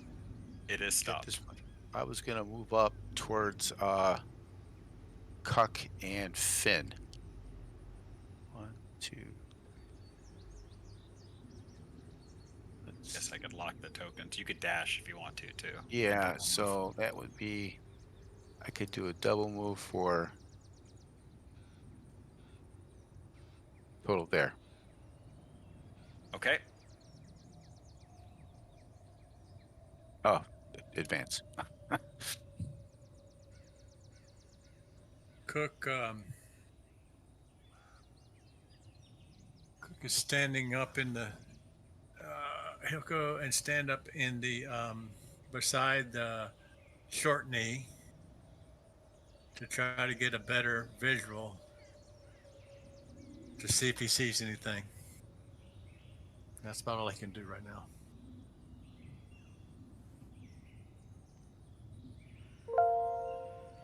Right.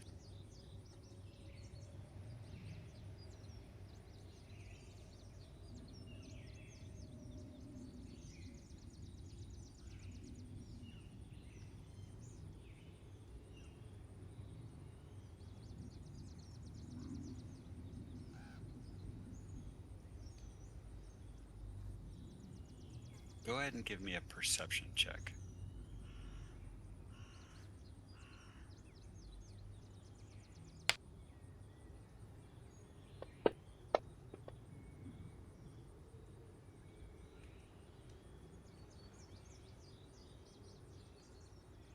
Sorry, do it with advantage. You have height. I'm sorry. You just roll another die, and I'll take the best.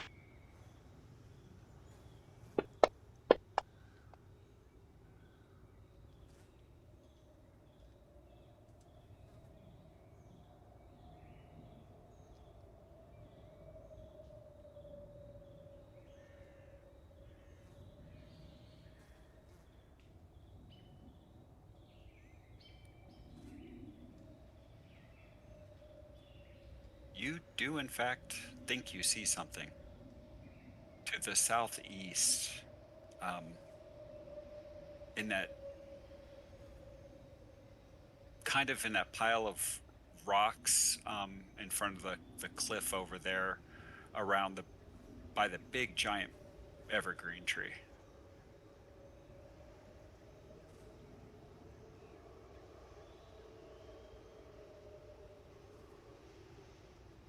Okay.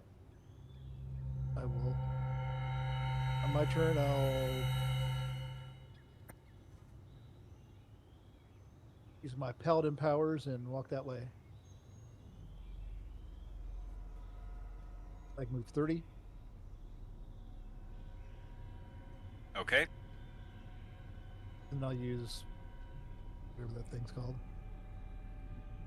Used to be detect evil, now I call it something else.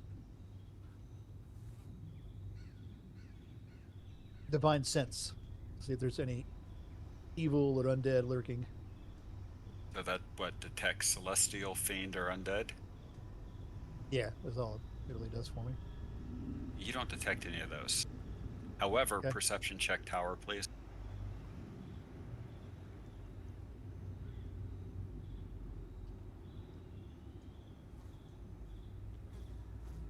Initiative, speed, perception. Just normal perception? Yeah.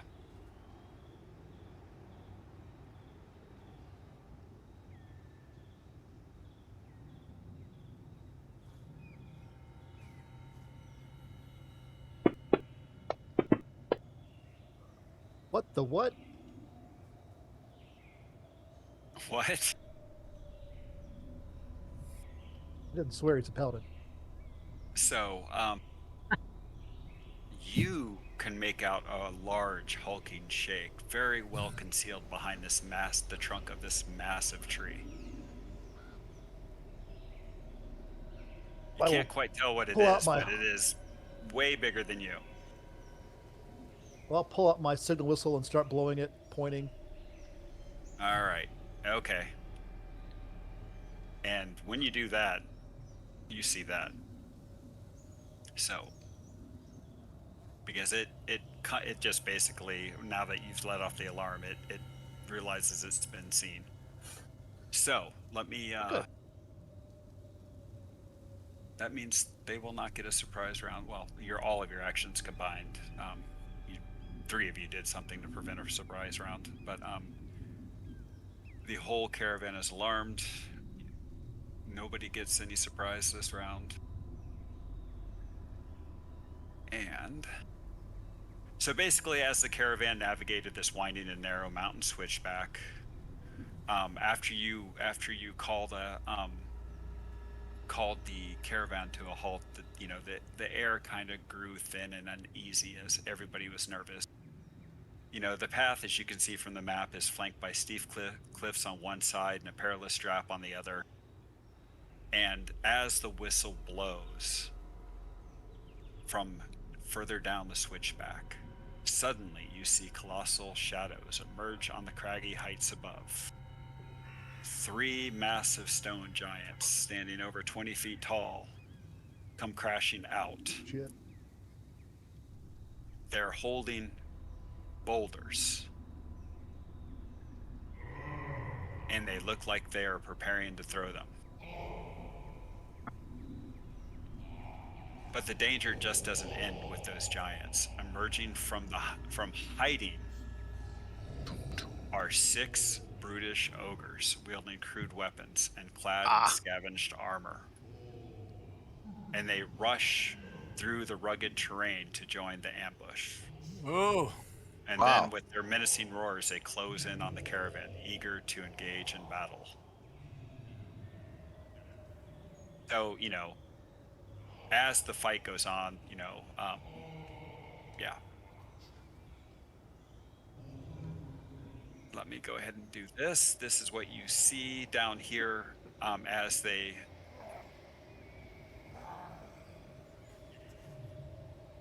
go ahead and reveal the ogres.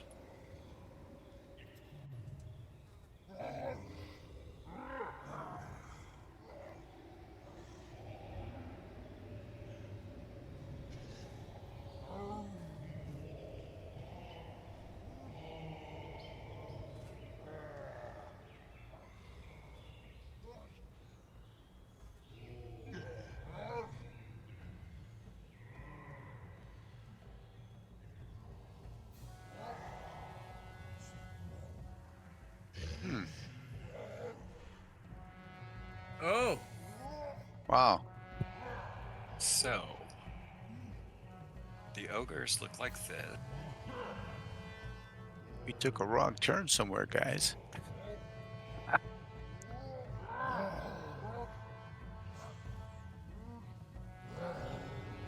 You've seen ogre zombies, but you haven't actually seen the ogre.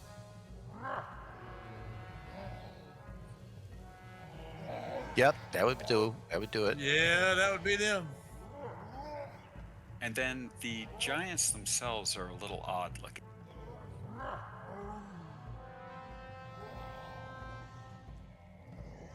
One's named Infected Leg. He must be injured. Oh, Oh.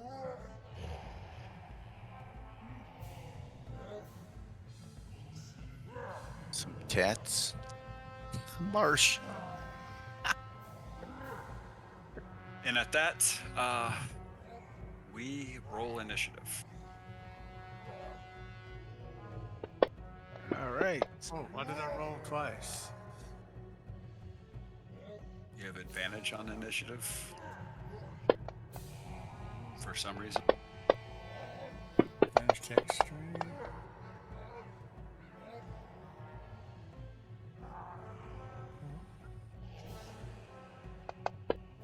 Check my effects.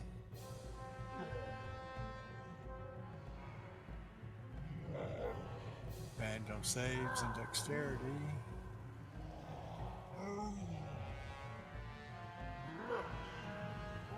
Let me just click it once and see what happens. No? Interesting. What if you drag Well- the die over?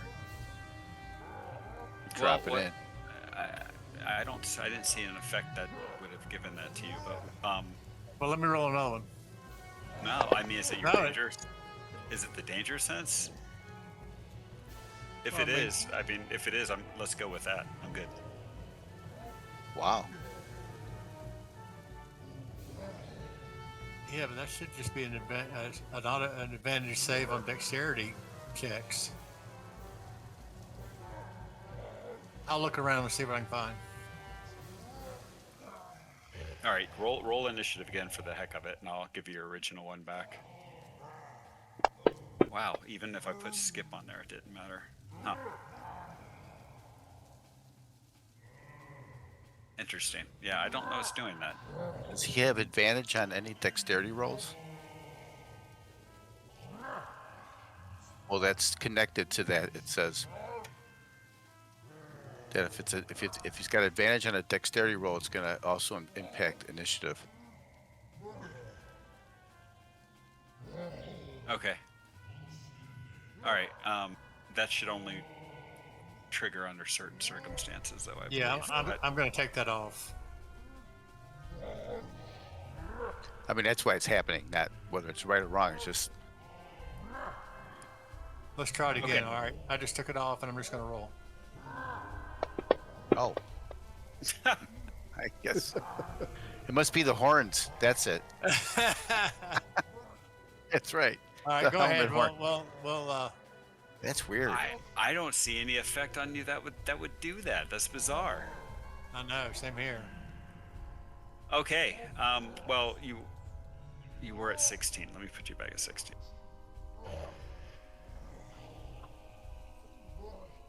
All right, Vapor, you're up. All right. I guess anyone I can see on the map, correct?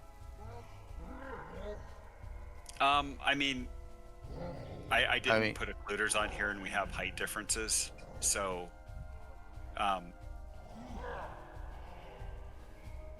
you can see the giants. You have no problem seeing because they're so tall. right. You're gonna have some issues seeing some of the things from where you are downhill from you. I think looking down the side of a slope, right? You would have to get up to the edge to be able to see, for instance, this I mean, guy. oh, see back there. Can I see the ones up kind of northeast? Those three up in this area here. There. Yeah, because they've already kind of stepped out from behind the rock a little bit, or up to the edge, so they can prepare to attack. So yes, you can see them. All right. So let me let's see. I'm gonna cast a spell. Let's see. 30-foot cube.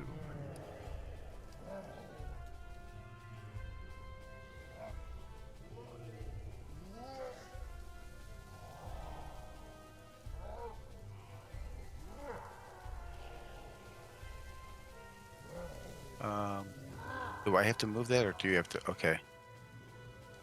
So I'm going to target those two. Okay. Target. Let's see. Hang on a second. Gotta get my tracker up.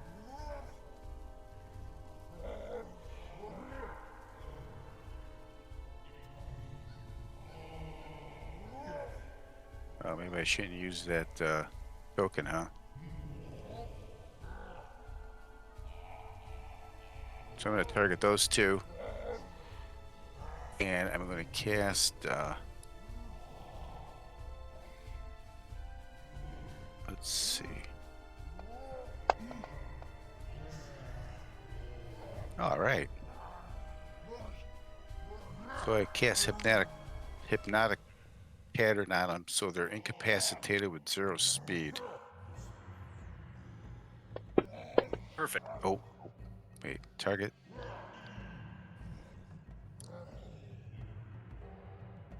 Target, and then I have to put it on myself. Concentration, right?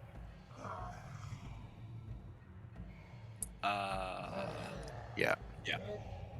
And then, so those two can't move, and they're kind of held. All right, that's it for me. Okay. Okay. The Curvaceous, can I see him ahead of us?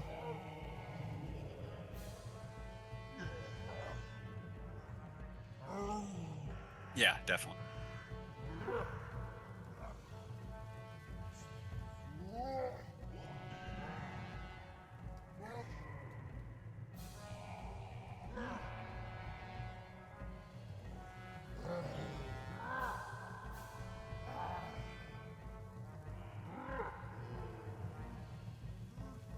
Okay, so I'll shoot arrow at him.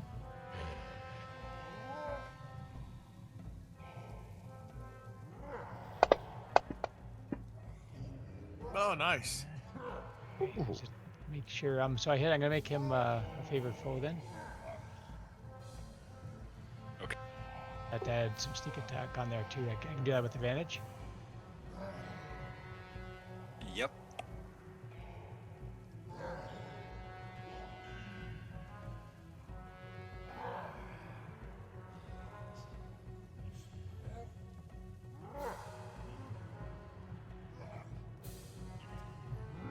Okay, just double check, make sure I get everything checked on here.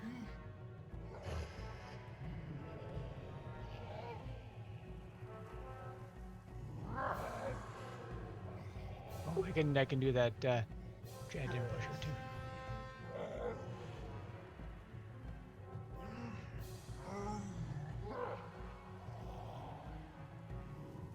That's just I think that just gives me an extra on the like a third attack, I think, right?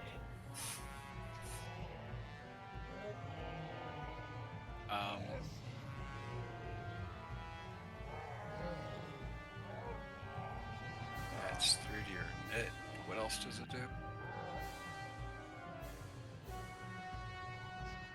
If I hit, it does extra damage. Okay. Yeah, it I does an can extra check D8. that. Okay, I think that's it. Any more dice you want to add? That's quite a list. Holy crap! Nice hit. Holy crap. Wow.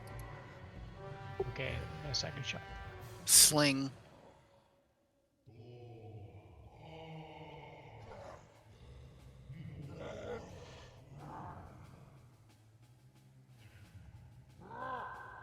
I'm gonna do the sharpshooter again.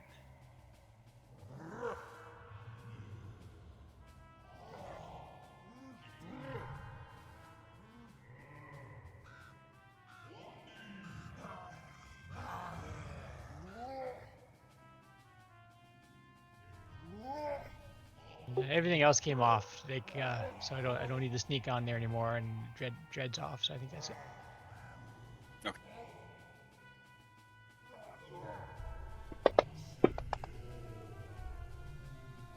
Oh, nice. Wow. Oh, Nice. very hefty.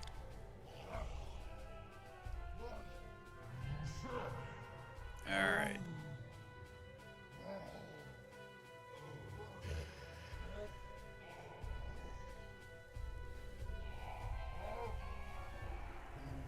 This guy steps forward to the edge.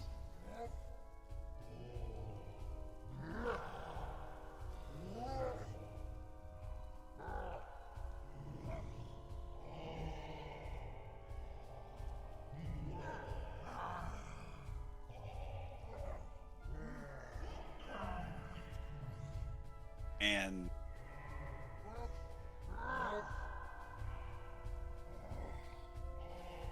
he chucks a rock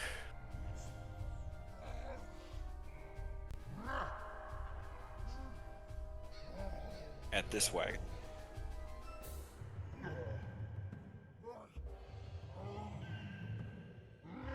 What do we call it? Chuck wagon?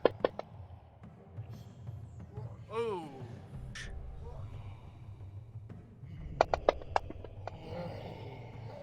Uh-oh. Ugh. Killing the driver, the horse, and breaking the front axle of the wagon. Oh. Oh This my one's been... goodness. The- Second one, right here. Second one in, yeah. It's been One by you. pureed. Ouch.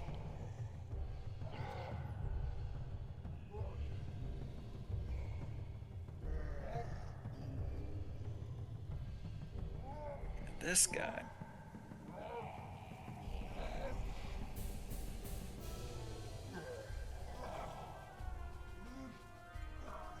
Okay, so he is going to.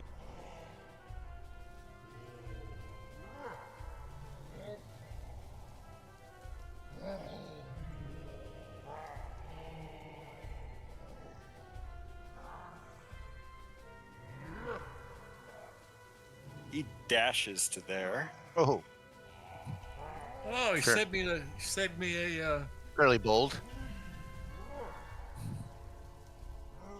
Um,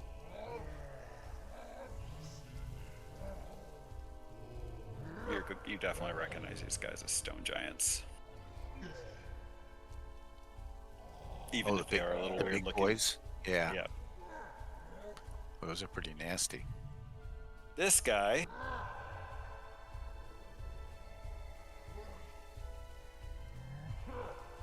Gotta double check his range. Oh god.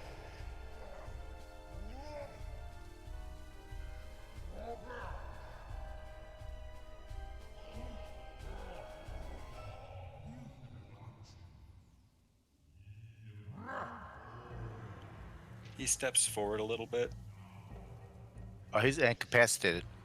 Oh, Speed of 0. he does not do anything. Yes, he's stuck there.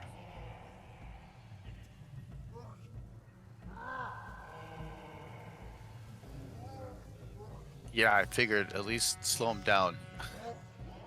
You don't need 3 boulders throwing at us.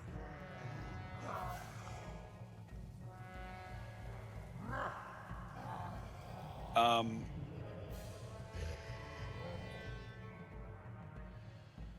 Puck Guess I- and Fen victim dice. Handlebar. Mustache.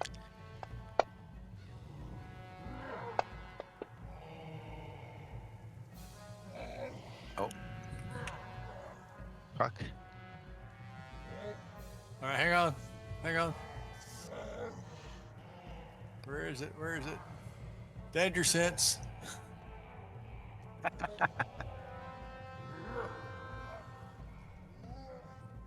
Ah. Oh, it's already on there. No, it wasn't. Okay. Yeah, it was. Sorry. That's weird. Okay. Go ahead.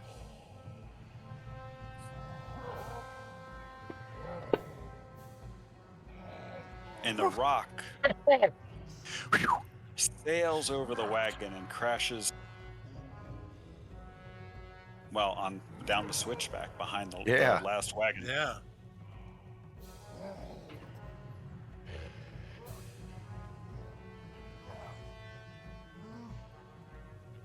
This guy, This guy says, "Oh my God." he's got an ogre in his face, and Yes, he he does. disengages And runs. Smart man. and runs there because that's as far as it can go. This one jumps off his wagon, and as his action, untethers the horse to free it. Hmm.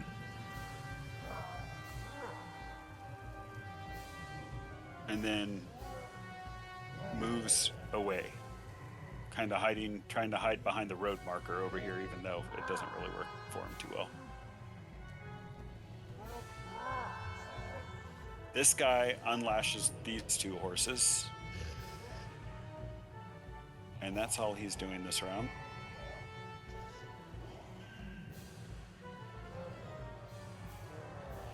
Huck, you're up. All right. I would like to rage.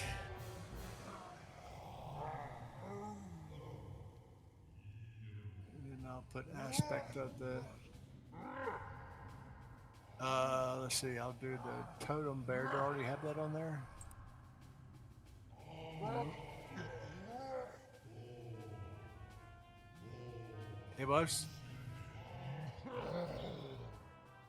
All right. Then I will jump off and target banded cap.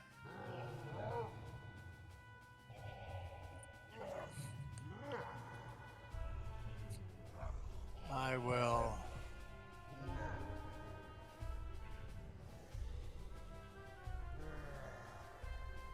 So you already have advantage check strength, advantage save strength, and resist all not psychic. Okay, because you're raging. yeah. Okay. All right. I will great weapon master. Okay. Good choice. They're not hard to hit. Oh, bam. Nice.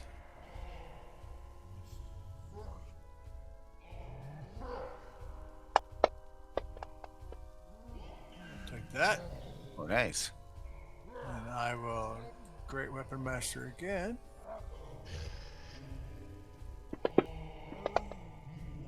Oh, Hit.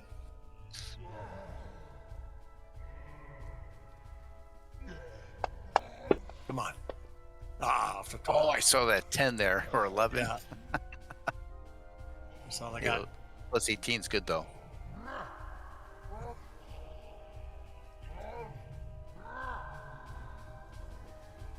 Okay, so this guy.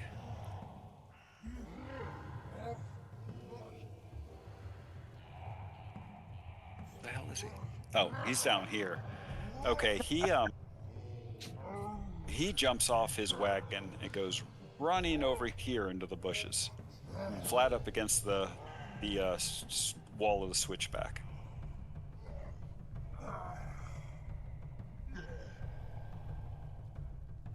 Correct. This guy, oh,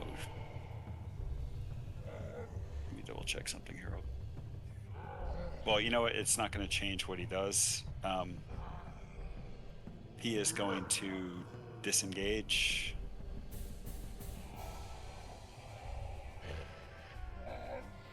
Go over here. Great.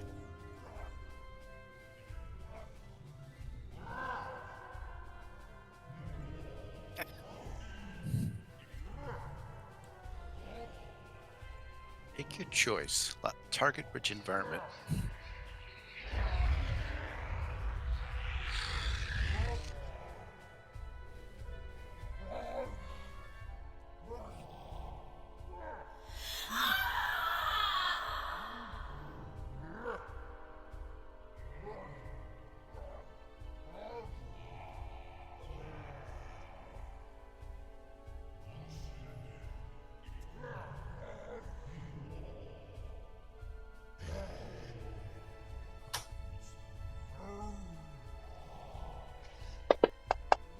Come on.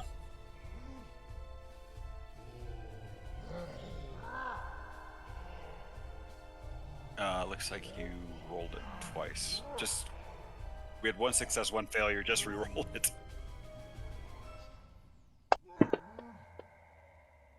All right, he failed.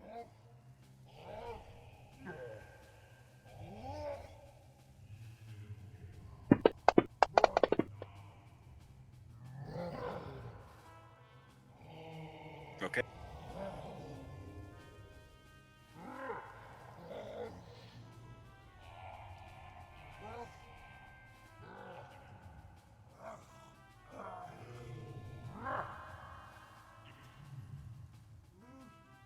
Okay, so Finn, he'll step out of the wagon, and I think he's got those two ogres kind of lined up in a line. So I think he'll try a lightning bolt on him.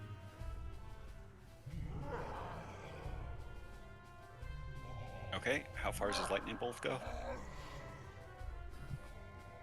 Let me check. 100-foot line. Looks like you got plenty of room.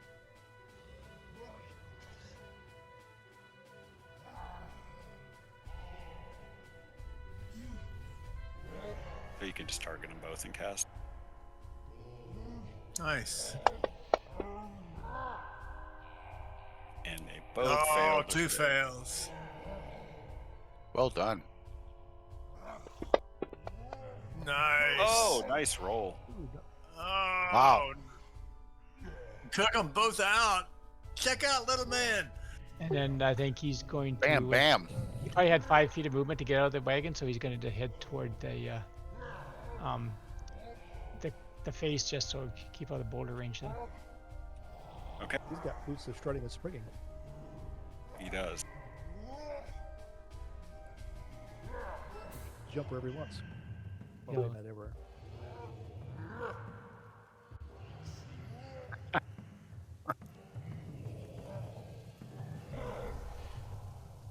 Vapor, yeah.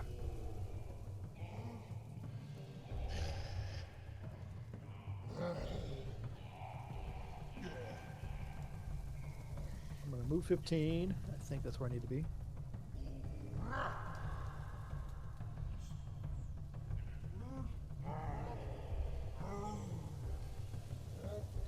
Yeah, that's Holy perfect. crap, what are you targeting? Wow. I just need to know.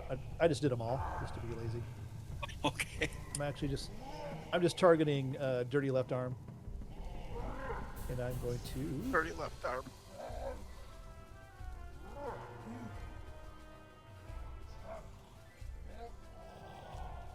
open my menu up so I can see. I'm going to abjure him if I can get it to work.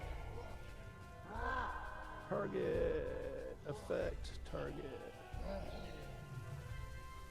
So I want to hit attack or the effect or cast. I should roll it too. Yeah. All right. Okay. Nice. So he's feared. He can't do anything, and I am done. Effect on him though. Oh, the effect. Hit the effect button. Frighten 0 speed. Okay, cool. He's so afraid he can't do anything. Yep.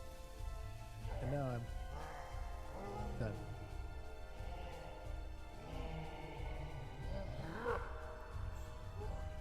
That's sexy but effective.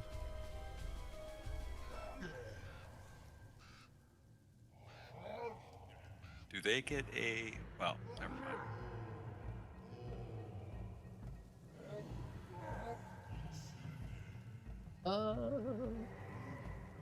Just says he has to make a wisdom saving throw unless he's immune to being frightened. On a failed save, he's frightened for a minute. And he can't move. He can't move. He can still do something. He just can't move, right? He's Well, not he's frightened, stunned. whatever He's just frightened frightened. Okay. All right.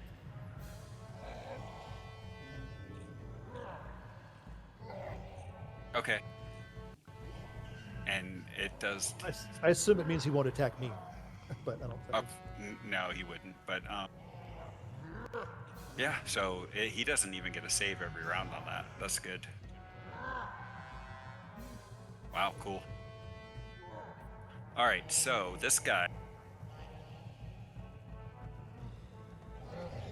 jumps off his wagon, frees his horse.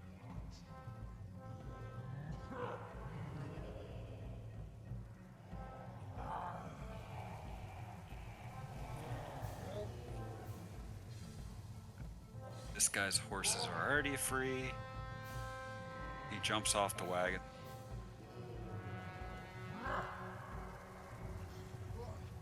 And dashes into the bush. This guy cannot move. Nice. This guy bolts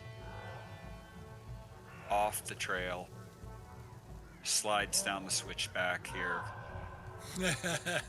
moves this way. I bet he's got a smelly left arm now. His smelly britches.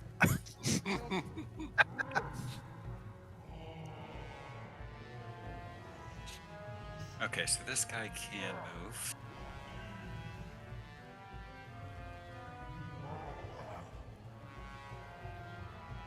He's got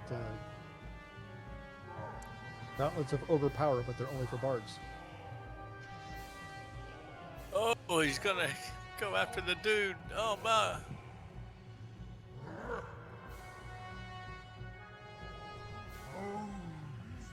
He is Whimsical gloves. quite in melee range there, so what he actually does is he chucks his javelin at him. Oops.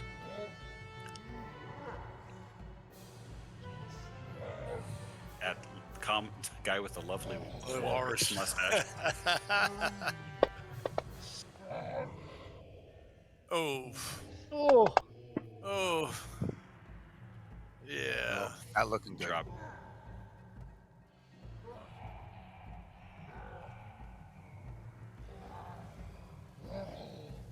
Apparently these are 0 level teamsters. Yeah.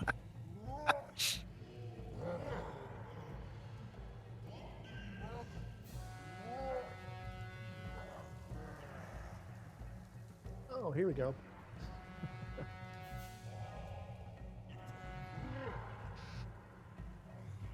Uh-oh. He attacks you with his club. Wind's got his own action.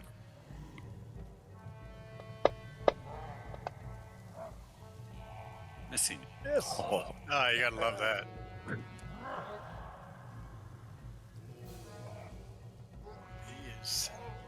He is frightened and he can't move. But what he is going to do is he's terrified of wind, but he's gonna run. He is gonna, out of fear, chuck his one javelin at disadvantage because he's frightened.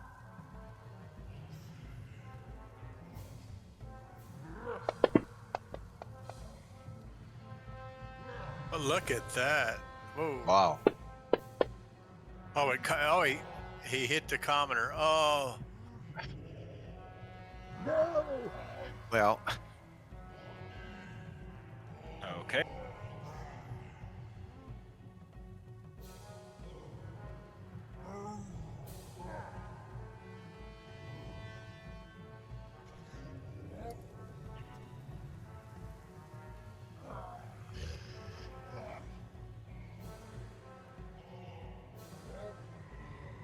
Yeah, this guy bails.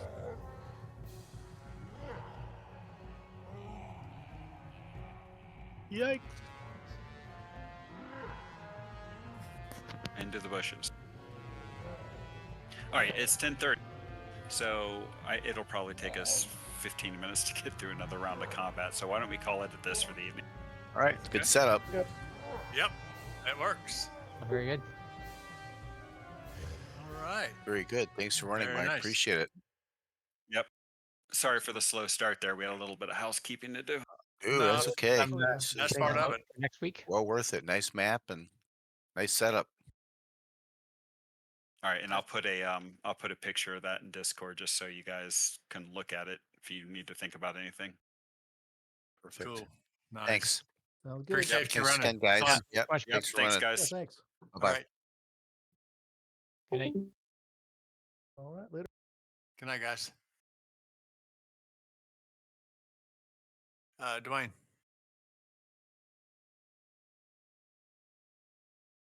All right.